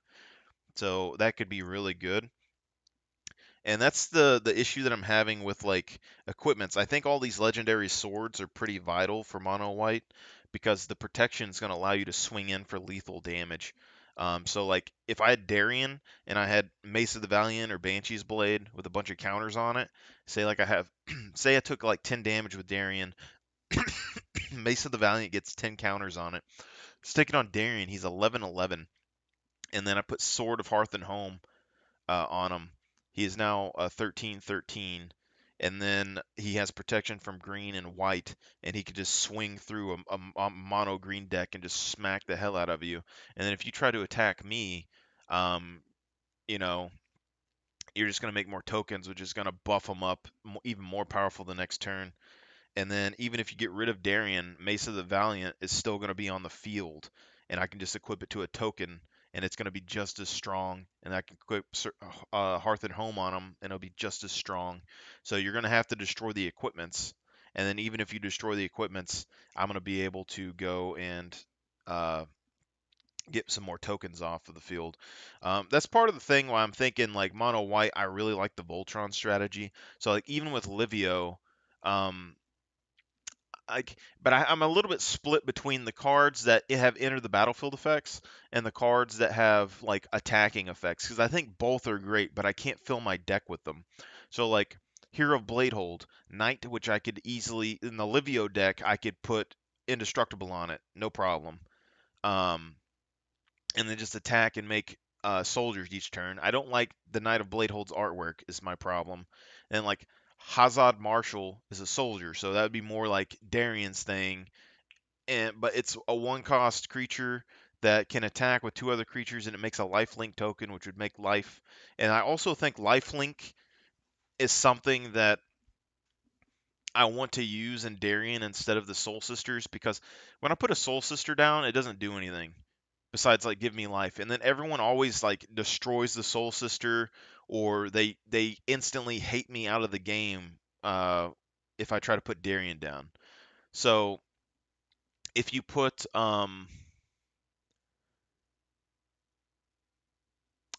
let's say like Hazard Marshall down and you equip it with Mace of the Valiant, it becomes like a big beater. And then you attack with a couple of tokens, you make a lifelink token, you stick the Mace of the Valiant on the lifelink token. No matter if you have creatures on the battlefield or not, that token's going to give you life. Dawn of Hope, so when you gain life, you can pay 2 and draw a card, and you can pay 4 and make a 1/1 soldier with lifelink. You equip Mace of the Valiant to that, and it becomes like a 10/10 with lifelink. You just swing in for 10 and then you instantly gain all of that life. I think it's just more efficient, and it's more of a threat. Like if Darien dies and you just have a bunch of tokens on the board, a bunch of 1/1s might not necessarily win you the game. And like Cathar's Crusade and stuff can instantly win you the game. But Mesa the Valiant or any of these other cards like Banshee's Blade and stuff, you just put that on a token and it's big. Like 4 mana for a lifelink 1/1 isn't really that valuable.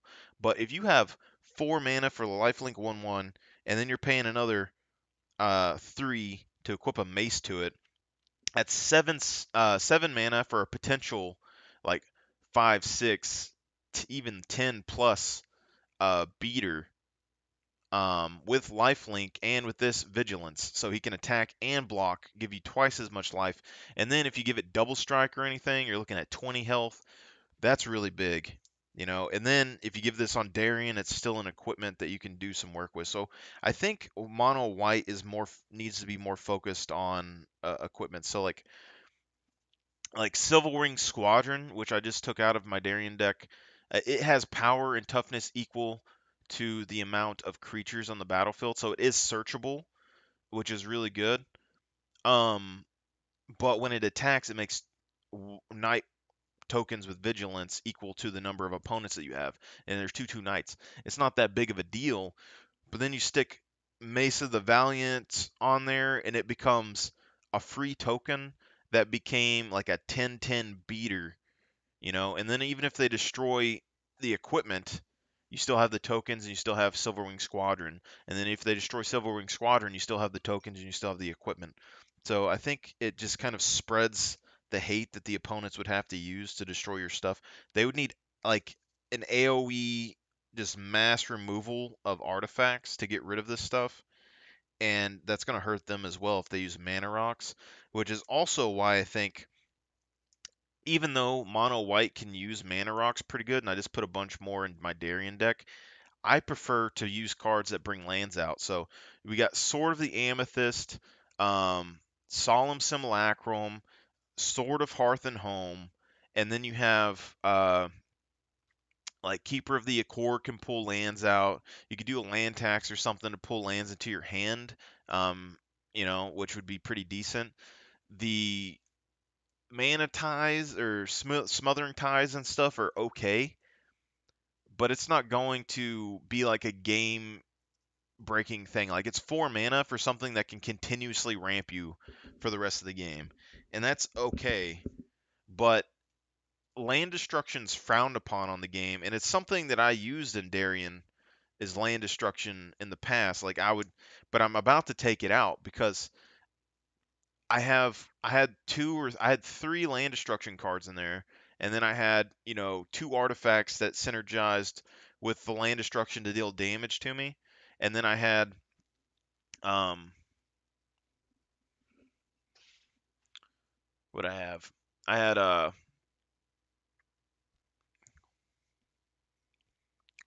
we had 2 land artifacts and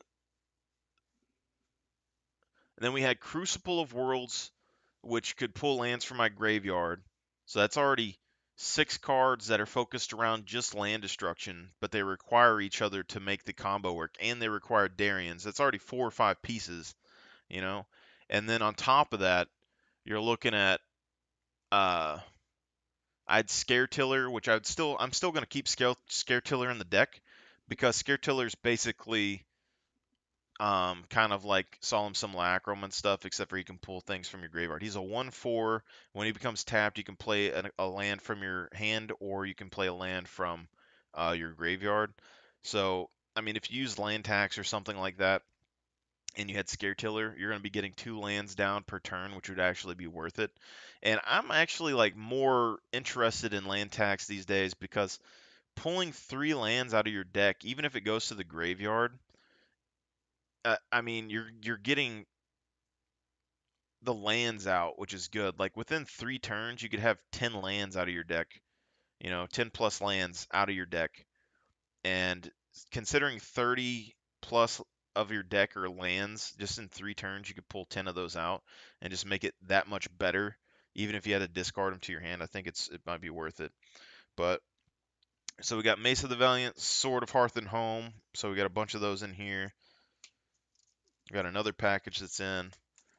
I'm gonna make the best mono white deck eventually. Okay, I really just liked the land destruction with Darien because I thought it was very unique and nobody did it, and it really screwed people over because everyone in Commander is so used to just being able to play whatever lands that they want. Vanguard Shield.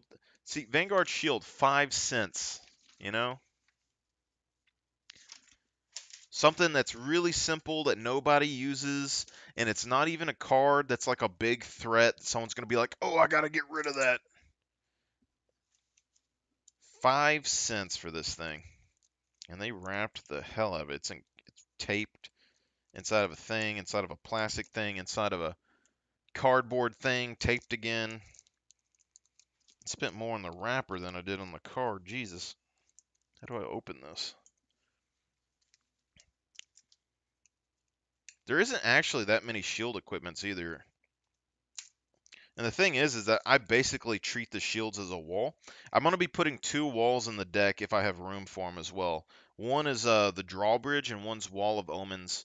Um, I'm putting Wall of Omens in the Lithio deck because I think it's just nice to have, and it looks good. Like it looks just like the walls that are in the drawbridge.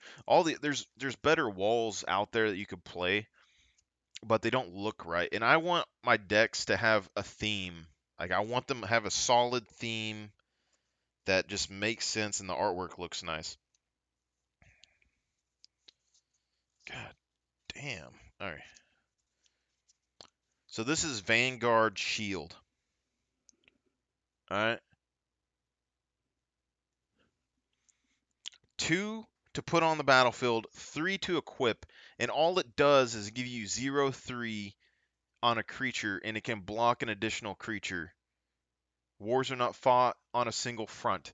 And I like this because it's something that comes down. The artwork is really nice. The soldier looks good.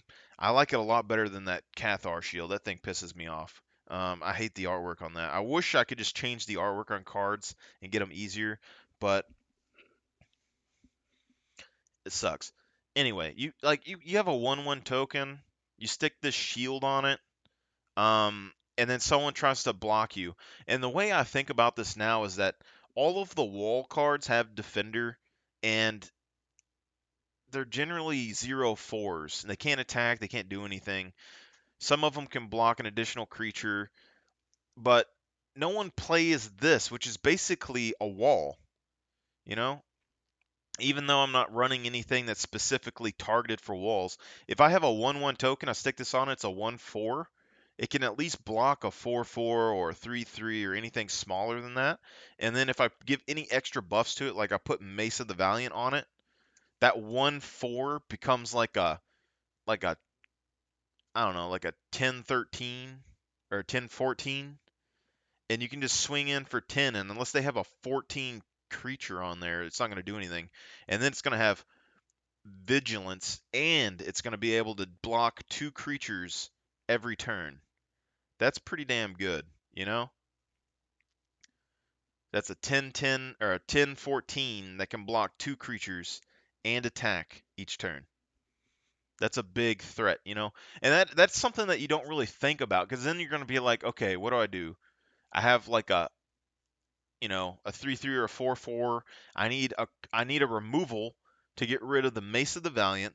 Then I need a removal to get rid of the creature, or I'm gonna have to swing through it, and I'm gonna have to bring multiple creatures down, or just waste a turn in a single attack to destroy the creature because the shield is still gonna be there. And then, if say I play one of my walls, it's like a 0/4 or 0/6, I can't remember. I'm playing Wall of Omen specifically because when it comes in the battlefield, it draws a card and Livio can flicker it for card draw. Um, because white has some issues with card draw. But the thing is, like with Livio, it's going to take 2 mana to exile it and then 3 mana to bring it back, and I can't attack with him that turn. So I'm not going to use it for card draw every turn. But basically, I'm just going to 2 mana. It's going to go out. 2 mana. I'm going to bring something else out, and then later on, I'll flicker it back in. It's going to be a blocker, and I'll get one additional card. So it's just going to be a little bit of extra potentially if I keep it in the deck. But I think equipments are just the way to go when you go tokens, is everyone goes wide with tokens. Um,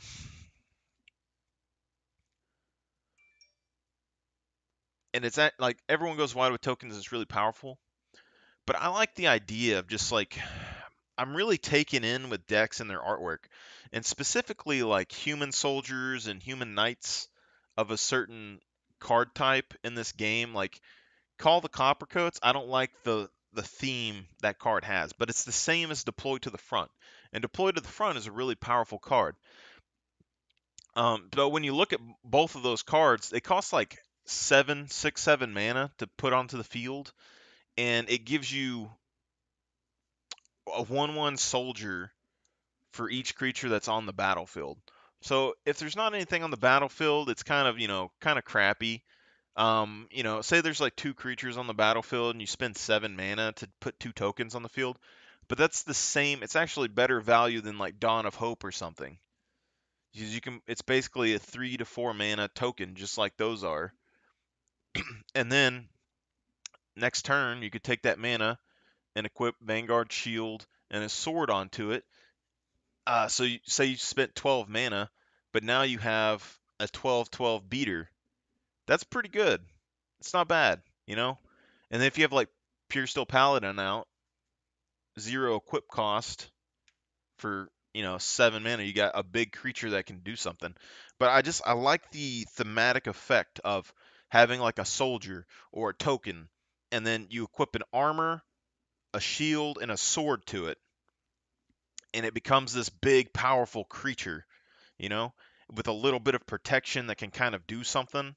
And then when they destroy the creature, his equipment's still on the ground, and like it can be passed down to another token. Is the kind of theme that I like here. Um, and then when we say, uh, so like even like Captain of the Watch, 5 drop for a 3/3 that makes 3 tokens. Not that big of a deal.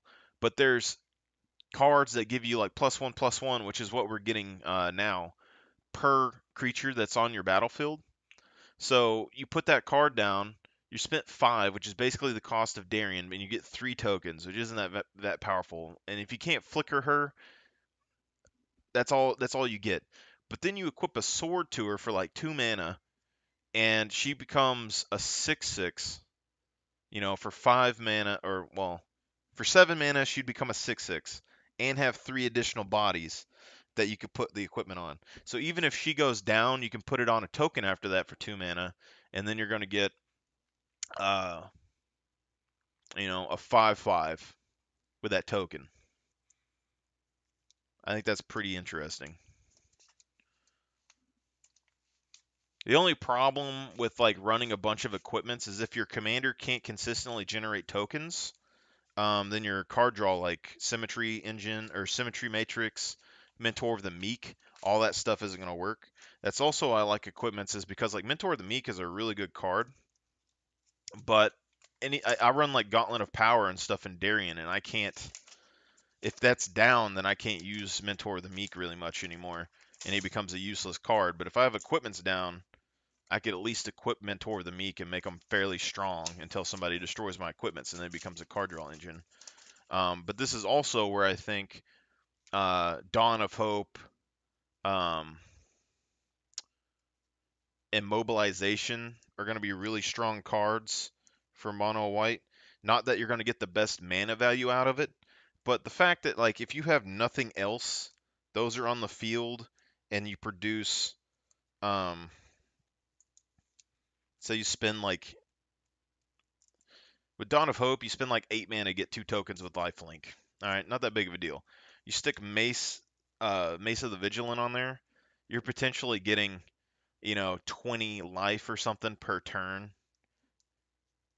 That's a big deal for that much. All right, that's better than like even Darien being on the field.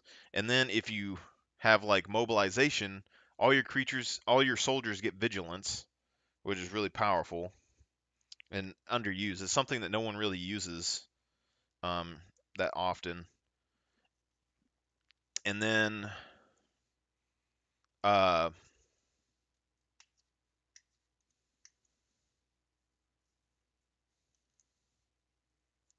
it's 3 for a soldier token, so 6 mana for 2 soldiers, and you could pay 2 more to equip an equipment on it. And even if it's one of those +1/+1s, that token then becomes a 3/3. So you're basically getting 4 damage on board for 6 mana, even if it is kind of worthless. And then also you can play like Aldrich Master Tactician, which is going to allow you to get all your keywords onto like each creature you control. So if one creature has vigilance, or one creature has first strike or death touch, anything like that, it could be really good. And the deck isn't going to have a bunch of that. It's going to have like lifelink. I think that's the biggest thing. So even with Darien, instead of using the Soul Sisters, you have like Luxodon and Warhammer, trample lifelink. All right, that's going to be able to get you, I don't know, 4 or 5 life a turn, which is at least something, and it doesn't require your opponents to play creatures or anything, and it doesn't necessarily get you hated out of the game. And then if like Aldrich comes down, all of your 1/1 tokens can become Vigilance lifelink tokens, which is massive life gain. Like that's a huge shift, and I think that's how White has to play. Like you need massive plays, like things that just no one expects to happen. They can't see it, and then it happens. You have to be indirect with your plays. This is God. Why do they seal their cards so good? Jeez. All right. Some of these cards I already had too, but I don't know how to make proxies, and that's the problem. There's some really amazing artwork for Magic cards on Pinterest, and I like it better than the actual cards. Like they're like 3D artwork, amazing. Captain of the Watch is a dude. Like you can have like your own card versions on that because that's something that bothers me a little bit. Like you can't change the name of the card, which bothers me. But like Captain of the Watch and stuff, it's a chick. And like a lot of the cards in Magic, a lot of especially in White now, a lot of the really like Hero of Bladehold is a chick. And also she's like some sort of she's a human knight, but she's riding like a robotic horse and she's like weird looking and I don't like it. And on Pinterest, they don't have a male version sadly. It's a female, but she looks cool at least. She's in plate mail armor and shit. Looks great. Even like Darien, like you have a different version of Darien on there. All right, so this one we got Kellis Sunmere, which is going to be our commander that's going with Livio. So that's going to be a really good card. This is basically it's 2 for a 1/1. Whenever a commander you control attacks, put a 1/1 counter on it and has partner. She chooses her riders carefully and bears them to glory in battle after battle. And she has similar artwork and stuff as Livio. I got both of these in the foil conditions for them. I just got to get card protectors and stuff for them. And I like this because so with Livio, say you have a Soul Ring or something, like turn 1 land Soul Ring, and then turn 2 you have a second land. You could put Kelith and you could put Livio down, and then turn 3 you could swing with both, and then Livio's becoming a 3/3 that costs 2 mana and has the flicker effects. And then Kelith is becoming a 2/2 for 2. And then every turn they're just going to get bigger and bigger. And then if they destroy Kelith, then you could flicker it out, or you could let it die. It costs 2 mana. It's going to cost 4 the next time. It still has the effect. And Olivia is going to be the same way. Or, um, your creature, or they destroy Livio and Kelith is still on the field, and it can still gain power. So I mean, these are both like really strong cards that could be win conditions. And Slate of Ancestry. So this one, I had these before. I had a whole bunch of my equipment cards just disappear from the existence of the earth, though. My Pure Steel Paladin and all that's gone. I know I had a ton of like equipment cards and stuff, but Slate of Ancestry is a 4-drop artifact, and you pay 4, tap it, discard your hand, draw a card for each creature you control. This is actually really good card draw for white, and like Darien in particular too. So like I don't know why I never really used it, but you can put this down in there, and if so, like say you have like deploy to the front, cost 7 mana, like you put Slate of Ancestry down, boom, deploy to the front. You're in a bad situation. You put your creatures down, you get 4 creatures or whatever. Next turn you pay 4, and you don't have that many cards in your hand. You discard your card or no cards, whatever you have, and you draw 4 cards. Really powerful. And then we brought 2 mobilizations. I had one somewhere, but it disappeared as well. But look, this is a card no one really uses. Cool artwork, all right? Got a dude on the front in his armor, and then you got like an armor smith in the background. And that's the kind of deck I'm trying to like really build. Is I want cool looking armor, guys in it. I want some kind of lore themes in it, which Kelith and Livio both have lore in it. Darien had lore, but he's like Darien has so much lore that has to deal with like the ice age and land and snow, and the land destruction is just really hard to pull off in his deck. Um, you could definitely use that for his win conditions, because like Cold Snap is just like a card that's immediately going to take effect. So if you had Darien, you had Cold Snap in your hand, and you had like 10 lands down, you just Cold Snap Darien, and then next turn you're making 10 tokens. It's basically like Decree of Justice or any of the other token swarm cards, except for its self damage.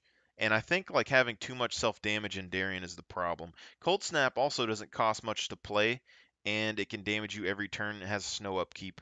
So that's why I think Cold Snap is potentially like really powerful with Darien. And I think I need to swap Darien's focus to like cards that can replace him instantaneously on the field and produce a bunch of tokens. So all the cards that can swarm the board with tokens in just one card cast is what I need. Um, Silverwing Squadron and stuff is fine, but it can only produce like, 2 to 3 knights per turn. Isn't bad, but it isn't the best. I mean, it can give you some card draw. Um, Other than that, it's not a big deal. But mobilization, cool artwork, 3 cost, gives all your soldiers vigilance, which with Darien, this is going to be really good. With Livio, it isn't really that amazing, but it's still okay because, and then you're paying 3 for a soldier token. So we also got Recruit the Worthy, which has a 1 cost for a 1/1 enter the battlefield, and then you can pay 3 and buy it back and play it. So for that one, so basically mobilization, Dawn of Hope, Recruit the Worthy are 3 cards that we can dump mana into for 3 to 4 mana and pump creatures onto the battlefield, right? And then with Livio, we could put 2 mana to banish like Captain of the Watch, and then 3 mana, tap them and bring it back and make 3 tokens every turn. So that'd be 5 mana for 3 tokens, which isn't the best value either, but it's okay. And then once you put equipments on the tokens, it becomes better, you know? Um, and then we're probably going to have Call the Coppercoats, Deploy to the Front, Decree of Justice, and Martial Coup, maybe Entrapment Maneuver. I don't really like Entrapment Maneuver as much because it's not a target removal. If they like attack you with a bunch of creatures, they just have to sack one. But you get soldiers equal to the amount of toughness. So, I mean, if they're attacking you with a bunch of 1/1 tokens, you could use it, destroy token, you get a 1/1, and then you could equip equipment to it next turn, and then it becomes at least somewhat formidable. So I think that's pretty nice. But these are cards I definitely want to keep around. I'm slowly stashing them. We got another lithoform engine. That one's kind of expensive, and it took us a little bit of time to actually get it. So that's going to be something that we need to watch out for. So lithoform engine. We got one of these. This one's actually like a really overpowered card. So I got 2 of them now because it's basically the same as Stronic Resignator. So in Darien, a really powerful card that can actually copy his effect. But also, like if we have this open and we have like 4 mana open, one, you can pay 3, tap it, and copy an instant or sorcery spell that you control and charge new targets for the copy. So if there's like 10 creatures on the board and we play deploy to the front, we can then pay 3 more, so half the cost of it, and then put another. It would copy. I think you would put 20 creatures on the board after that. So basically, like deploy to the front would come down and it would put 10 tokens on the board, and then the second copy would come down and put 20 tokens on the board. So you'd instantly get 30 tokens just with this and that for 10 mana. The other thing is that you can pay for and copy targeted permanent spell you control, and then the copy becomes a token. So it can protect like my mobilization, my Dawn of Hope, my card draw stuff. Even if like Darien or Livio is gonna die, I could then tap this for 4 and copy them, and then sacrifice the original and keep a token copy of my commander on the field, which is pretty interesting. So these are highly underrated for mono white for sure, and I don't know why more people don't play them. And then we got Godsend, which is already like a really powerful artifact, and people don't really use these that much. But Godsend and Argentum armor, like people online that say Argentum armor is bad, it's because it's a 6 drop um, artifact, and then it's a 6 drop to attach it to a creature, which I get is like kind of dumb. I mean, it's a lot of mana intensive stuff, but I think in mono white you need to be focused on really impactful cards and ramping mana as high as possible, as quick as possible. And like Godsend gives a creature 3/3, and then whenever a equipped creature blocks or becomes blocked by one or more creatures, you may exile one of those creatures, and then opponents can't cast cards with the same name as cards exiled with Godsend. So, one, if your opponents are running multiple copies of the same card in their decks, and you exile one of their cards, you could potentially shut down someone else's deck, which is kind of interesting. The other thing, though, is that it gives a 3/3. So say you have a one, like you paid 4 mana for a lifelink token or something. This becomes a 4/4, and then you can just swing into your opponent, and if they block it, you can exile uh, one or more of the one or more of the creatures. And if he blocks, um,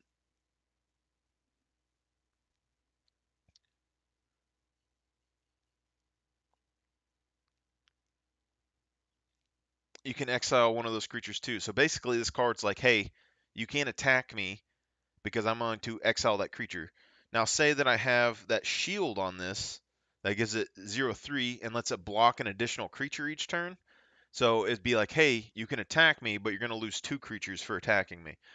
And then when you attack, it's going to be like, hey, you can block me, but I'm going to exile at least 2 creatures when you block me, right? So he may not work with lifelink, but it is removal, and then it might scare them to not blocking. And the other thing is that it's better. It's a better thing to note with like Argentum armor, but with this one, say you have like a trample guy or something, and it doesn't really necessarily make sense. But if they had like 10 tokens, you could swing in with this. They block with like 6 of the tokens, and then you go and tap Stronic Resignator or something. You can copy these sword effects and then exile 2 of those creatures. And then if you have double strike, you could exile like way more of those creatures, even though they'd all die after like the first go around. So it isn't the best with Godsend, but there's a bunch of equipments like Argentum armor that when you attack, you can destroy a target permanent. So now you put a Genom armor down, you have a token on the field, you pay another 6 next turn, so you're paying 12 mana potentially, and then you're getting a token that's a 7/7 for 12 mana, but every time it attacks, you can destroy a permanent. Then if you give it double strike, you can destroy 2 permanents. Then if you Stronic Resignator it or Lithoform Engine it, you can destroy 3 or 4 permanents, and that's pretty strong. Per turn, targeted removal, um, it's pretty strong. We got another captain to watch. You can see cool card. I actually really like this card, but it's a chick and she summons a squadron of dudes to help her out. But really good artwork, good armor. Um, Everything looks pretty nice there. So I like this card a lot, but I never really get to use it. But it's in Darien it'd be pretty decent. It's a vigilance 3/3 for 6 mana, same cost as Darien. Other soldier creatures you control get 1/1 and have vigilance, and when she enters, she puts 3 white soldiers on the battlefield. So she's pretty interesting because 6 mana for the same cost as Darien, same power as Darien, but she does have vigilance, which means she could potentially be just as, capable, if not stronger than Darien combat wise. But she's also giving, for 6 mana, you're getting 6 more damage with her. So she's actually, for 6 mana, you're getting 9 damage potential with her, and they all have vigilance. So you got 9 damage and 9 block, you know, which is pretty good. This also means that if you have Master Tactician, you can spread that to other creatures as well. Then we got another Stoneforge Mystic. This one doesn't have as cool of an artwork as the other one we had. We had one of these before and it disappeared. And then I got another one and I don't know what happens to my cards. They just slowly disappear. I think some of my family are like selling them or something behind my back. I don't know. But enters the battlefield. You can search your library for equipment card, reveal it, put it in your hand, and then shuffle your library. And then you can pay 2 and put an equipment card from your hand onto the battlefield. So two really good effects. It's okay in Darien, but I'm thinking in Livio, if I manage to get this card down, it's also searchable with like Recruiter of the Guard. But if I manage to get this card down, and in Livio, I'm gonna have Relic Seeker in there too. So Relic Seeker, when it attacks, if it deals damage, it gets +1/+1, and then it can find an equipment and bring it to you. And then I can flicker it with Livio, bring it back down without a +1/+1 counter, and then I can do it all over again. So that's gonna give me two really strong equipment searches with that, and then I'll probably put in three of the uh, three of the spell things, so that'll give me 5 potential equipment tutor cards in the deck with that. I could even put Stone Hero Giant and stuff in there. There's a bunch of cards that you can put in. I don't really like the other ones besides Stoneforge Mystic and Stone Hero Giant, and then Relic Seeker is okay. It has good artwork, but the flicker effect is going to make it way better. And then the Lithoform Engine is the last card that we have for this, so it's going to be really good. A lot of these are just copies of cards that I have somewhere and I just can't find, or I already have them in the Darien deck and I'm trying to keep both decks operational without tearing them apart. But I'm probably going to tear Darien apart and put in Lithio or Livio for now at the beginning, and then after Livio gets running, I'll probably rebuild Darien. Um, I still want like Gauntlet of Power and stuff in Darien's deck, but at this point I've kind of went off the rails with Darien and I need to revamp him a little bit. And I think equipment is going to be the way to go for him. Whereas like uh, I have equipment in there right now, or I did have it. I took most of the equipments out. Yeah, I still have a few, but most of them are taken out. But things like Banshee's Blade, I'm telling you, like combat damage, he gets a +1/+1 counter. If this sits around on the field, that's just asking to like you can't get rid. Like you destroy the creature, and then say I have mobilization on the field, I pay 3, and then I'm paying 2. So at the beginning, I'm paying 5, and then I can have the beater right back again every turn for a block. And then the next turn I can attack with it, and then it's going to get bigger and bigger and bigger. So the longer the equipment's on the field, the bigger it is. Even with the other one that's giving you +1/+1 per creature, you put 3 mana and then 5 mana, you stick it on the token, it becomes a 2/2 by itself. Next turn, 3 mana, it turns into a 3/3, then a 4/4, then a 5/5. You're paying 3 mana for it every turn, but and at that point, if they kill it, it's just gonna transfer over to one of your other tokens. So they have to destroy the token generation, or they have to destroy um, something along those effects. And like Anointed Procession is something that I don't really use in decks, but like in Darien, I would use it now because I never used it before because I was like, if I don't have Darien, it's pretty much useless. But if I have Dawn of Hope or Mobilization, it basically makes their costs a lot nicer. Like it's just going to be a lot more pleasant to actually use those cards. You're going to get 2 tokens for the same mana cost. And then with Darien, it's still going to double the amount of tokens you'll get. And then with all those big spell cards that I'm using, a lot of them you have to pay like 2 mana or something per soldier. You got to have like 10 mana or something to even activate them properly. So getting 1 soldier per mana or 2 soldiers per 1 mana make those cards way better. And then with like Strionic Resignator and stuff like that, those are basically like doubling seasons for Darien. Like, yeah, you can't do it every turn, but if someone smacks you, you could Strionic Resignator that and double the amount of tokens that you make. So even if you were playing Darien and you stuck like Pin and Blade on there, and it gets 1/1 for each creature on the battlefield. And then let's say no one even attacked you, but you had a pain land, like you had a um, ancient tomb down. You take 2 damage, and that 2 damage would basically make you 2 tokens. And then you could take that 2 mana and Stronic Resonator it, and it's going to make you 2 more tokens. And then if you had Doubling Season, that would give you 4 more tokens after that. But just even with Stronic Resonator, um, that's going to be 4 tokens entering the battlefield. And then Darien is now a 7/7 that costs 6 mana to get out and probably 2 to equip. So you're looking at 8 costs for a 7/7.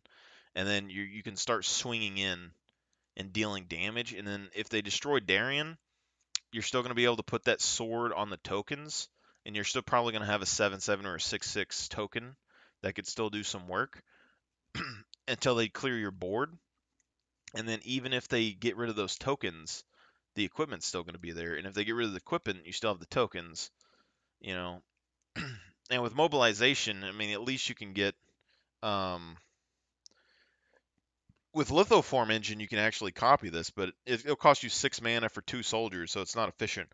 But I think that's White's thing, is like nothing White does is super efficient, but it seems like anytime you try to build a deck with tricks in White, it doesn't work very well. Like any sort of deck that, like in White, that requires tricks, it's not going to work. Like you need all of your cards to be somewhat capable on their own and not need any other help. So all these combo pieces and stuff in White just don't seem to do very well. Like I can put down Silverwing Squadron, and it can do work. It could potentially become a big creature, and it can make me a bunch of tokens, and it can replace Darien in the deck, sort of. It's basically its own commander, but it is kind of expensive to put down. And then, the sorceries, you can use them and potentially swarm the board with a few tokens, but if you don't have the mana, it's just not going to work. Like Decree of Justice, you can cycle it for 3, and then you can pay 1 mana and make that many soldiers. But it's still going to be, for if you same cost as Darien, you're only going to get 3 soldiers, and you're going to get a draw card. Not super amazing, but it's not terrible either. Like Call the Alarm, you know, 2 or 3 mana for 2 or 3 tokens. It's like 1 mana per token. It's not super amazing. But if you have a powerful equipment, those tokens could be big the next turn. And if you have like Mentor the Meek or something down, then you're playing 1 card and you're drawing 2, which could give you card advantage. But you'd be spending, 6 mana for 2 cards and stuff. So anyway, I'm gonna hop off here. I gotta go to work. So y'all guys have a good one. We'll keep you updated.